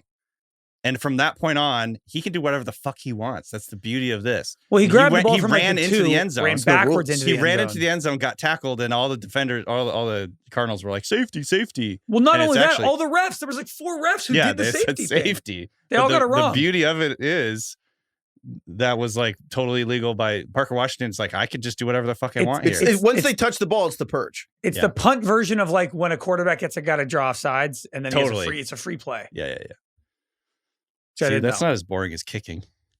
No, I guess that's right. No, yes. I just like the ref going, okay, so Okay, so here's the deal. Fucking Evan McPherson. We lost the football.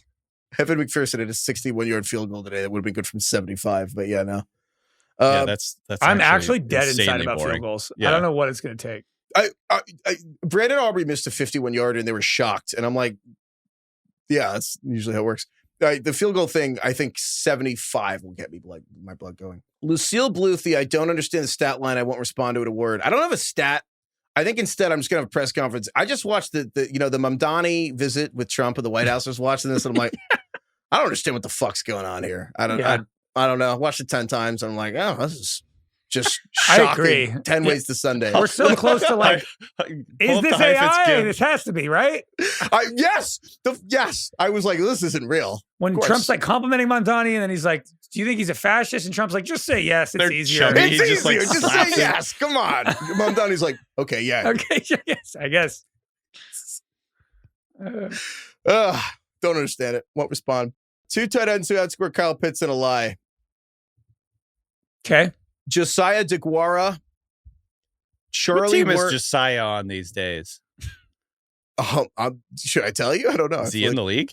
Charlie Werner. Ian Thomas. Christ. Ian Thomas. Ian Thomas Josiah DeGuara. used Charlie to be on the Werner. Panthers. Is he still? Yes. He's obviously I- not going to buy. I did not Or know they play Ian tomorrow. Thomas was still in the NFL. Yeah.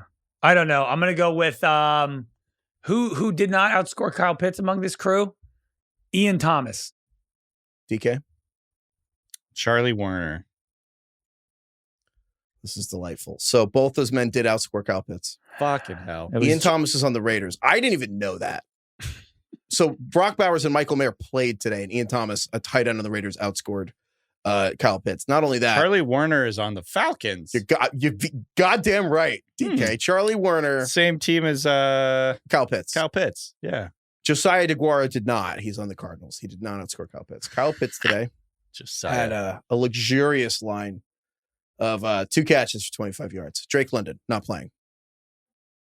Falcons won. Falcons beat the Saints. Kyle Pitts. We'll have to have. We should just have during the draft show. We should just have like a giant debrief on all these fucking players who suck that we said would be good. And be like, what can we learn? I mean, about we things? haven't put him in the burn book yet this year. I mean, we could put him in the burn. There's 2 people for the burn book. I got a couple. Okay. Well, I think Kyle Pitts, who's being played. Who else are you thinking about? Perhaps I'm getting a little hasty, but I think Lamar Jackson has been bad for a month and is probably ruining people's chances at making the playoffs. Just want to throw that out there. The second guy I'd like to nominate is Roma Dunze, who Womadunze. Womadunze. Roma Dunze has over double-digit points twice in the last 7 weeks and has been straight. He's been the wide receiver 49 since week 6. He's been terrible. He also has like kind of a lot of drops. He literally had a 0 2 weeks ago. But he's had spike weeks though. But because like he has not. What? Tell me about them. he had 17 points 3 weeks ago. That's a spike week. That's like what he was projected probably. Okay, well, I hear what you're saying. 4, 14, 0, 17, 5, 6.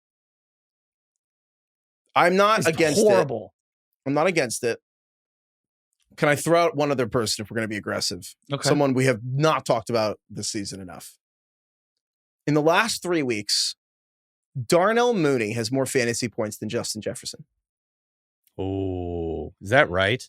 That is correct. Just last 3 weeks, Justin Jefferson is the 42nd receiver in fantasy football. And downstream of these J.J. McCarthy numbers, Justin Jefferson is not unplayable, but he is unambiguously not what you did, not what you wanted when you drafted Justin Jefferson in your first round. And Jefferson, he started all right, but dude, last 3 weeks, 5 points, 8 points, 7 points from Justin Jefferson. And I think you're playing Seattle next week. He's the epitome to me of the burn book. You cannot bench Justin Jefferson. We will never tell you to bench Justin Jefferson. But in your soul of souls, you kind of know you probably should not play Justin Jefferson next week against Seattle. I think that's the epitome of the burn book. God, but you have to play him, and you will lose your season and your week because of him. Yeah, he's basically been like Michael Pittman this year. Michael Pittman's been objectively I think Pittman's been better. Way better. But like just in terms of kind of like what you expect out of him, he gets you like 60 yards a game. But the problem is that he violates our rule for years now, which is when Justin Jefferson catches a pass, it feels like a miracle. Mm. With that said, over the last 6 weeks, Justin Jefferson, Rome Odunze, wide receiver 49, Justin Jefferson, wide receiver 27. But I understand that you took him in the first round. That's the thing. Odunze was like your 7th pick. Justin Jefferson was 7th overall. I'm not saying we have to burn Jefferson, but maybe we don't have to. Because again, if Jefferson's bad next week, we can do that again. I just wanted to throw his name out there. The spirit of the burn book, maybe I'm wrong. I don't know. You guys correct me if I'm wrong, but it's not to punish people whose quarterback sucks. You know what I mean? Like, it's not Justin Jefferson's fault. We just got done talking about J.J. McCarthy as like all-time terrible draft bust stats. Poor Justin Jefferson, I feel like is a good dude and like works really hard and is usually very complimentary and supportive of his teammates and his quarterback. And like he can't help him. Like you just see it. He's behind Kamir Dike the last month. Yeah. Ugh. Who that guy, by the way, like I feel like can't stop scoring. Every time I fucking look up. Dude, he had 2 touchdowns today. But yeah, Justin Jefferson, like he can't help but have bad body language now. It's behind Jalen Naylor, who's on the Vikings. I'm fine with either of these. DK, you can pick. I don't care. They're both good. Who are the Bears playing next week again? What does that matter? I don't know. I'm stalling. Stalling? They play the Eagles. I think we burned a Doomsday. Okay. But you know what? It's funny because he had the 0 points and then his dad had to like bitch about him not getting the ball. And I just keep thinking about the Succession meme of every time a dude doesn't get the thing. It's like the first episode of Succession is like, you want me to call your dad? Like, no, don't call my dad. It's also like everyone else is starting to do, like Loveland's starting to become a thing. DJ Moore had a good week. Luther Burden's more involved. And I'm like, Roma Dunze is now just like another one of them. Okay. Now they're just like the Packers. You don't know which one's going to go off. We can burn it. They really are, Craig. It sucks. Okay. All right. You don't even know what running back to start now. All right. So the burn book now. Week 1 is Jalen Waddle. Week 2 is Mark Andrews. Week 3 is Isaiah Pacheco. Week 4 is Calvin Ridley. Week 5 is Trevion Henderson. Week 6 is Tony Pollard. Week 7 is Justin Fields. Week 8, Alvin Kamara. Week 9, Bill Merritt. Week 10, DJ Moore. That really came around today. Week 11, AJ Brown. Resurrected those two. And week 12, Roma Dunze. No, AJ Brown going off this week is why he is the perfect burn book person. Yeah, exactly. Because he will now kill you next week. All right. I think that's all we got. Email us email us trivia questions. Email us fantasy courts. Thank you, DK. Thank you, Craig. Thank you, Carlos. Thank you, Kai. Thank you, Ronak. Thank you, Austin. Thank you, everyone, for listening. Thank you, Lord. Thank you, Daft Punk. Fuck yeah. Sick. I think they perfected fame. I feel like that is like the to make like actually sick, like like crazy popular music that was actually experimental and trying new stuff that was crazy popular. But if those guys were behind me in line at Starbucks, I have no fucking idea what they look like. And people who have probably like gotten married and dance to their songs at their weddings nobody knows what they fucking look like. And I feel like that's perfect. I mean, isn't that just DJs in general most of the time?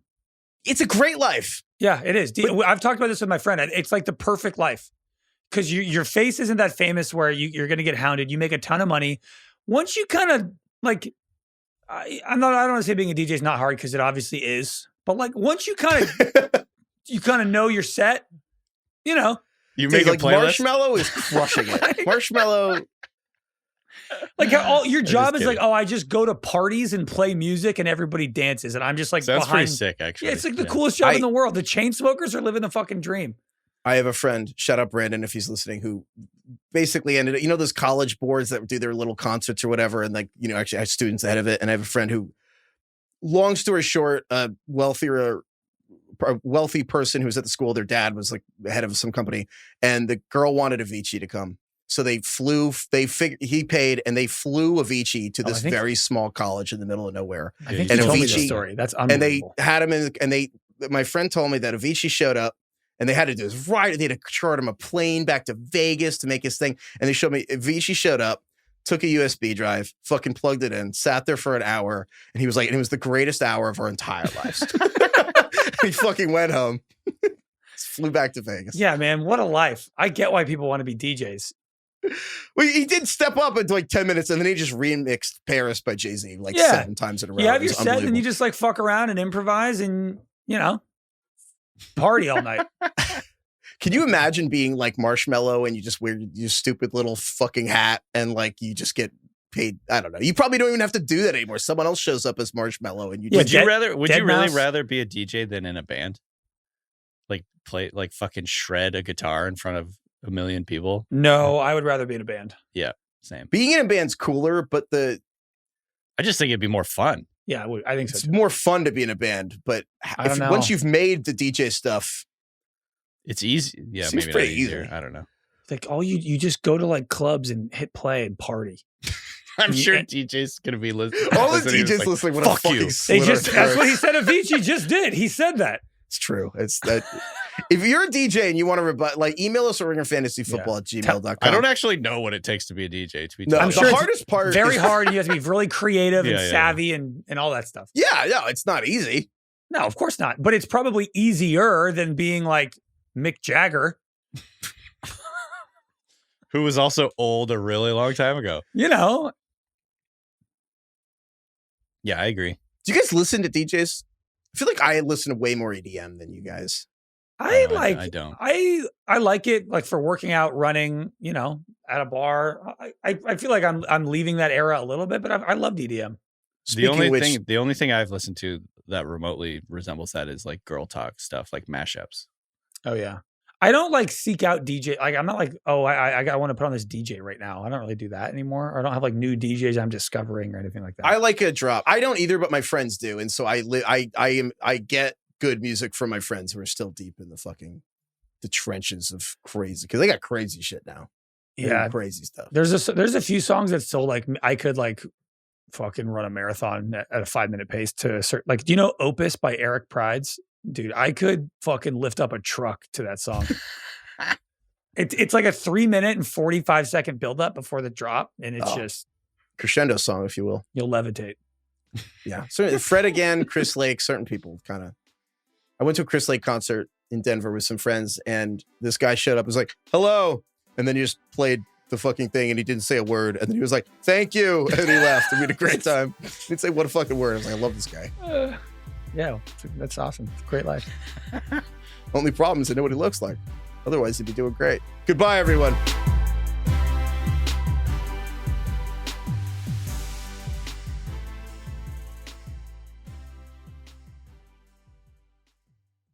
Must be 21 plus and present in select states. For Kansas, in affiliation with Kansas Star Casino, or 18 plus and present in D.C., Kentucky, or Wyoming. Gambling problem? Call 1-800-GAMBLER or visit rg-help.com. Call 1-888-789-7777 or visit ccpg.org/chat in Connecticut or visit mdgamblinghelp.org in Maryland. Hope is here. Visit gamblinghelplinema.org or call 800-327-5050 for 24/7 support in Massachusetts or call 1-877-8-HOPE-NY or text HOPE-NY in New York.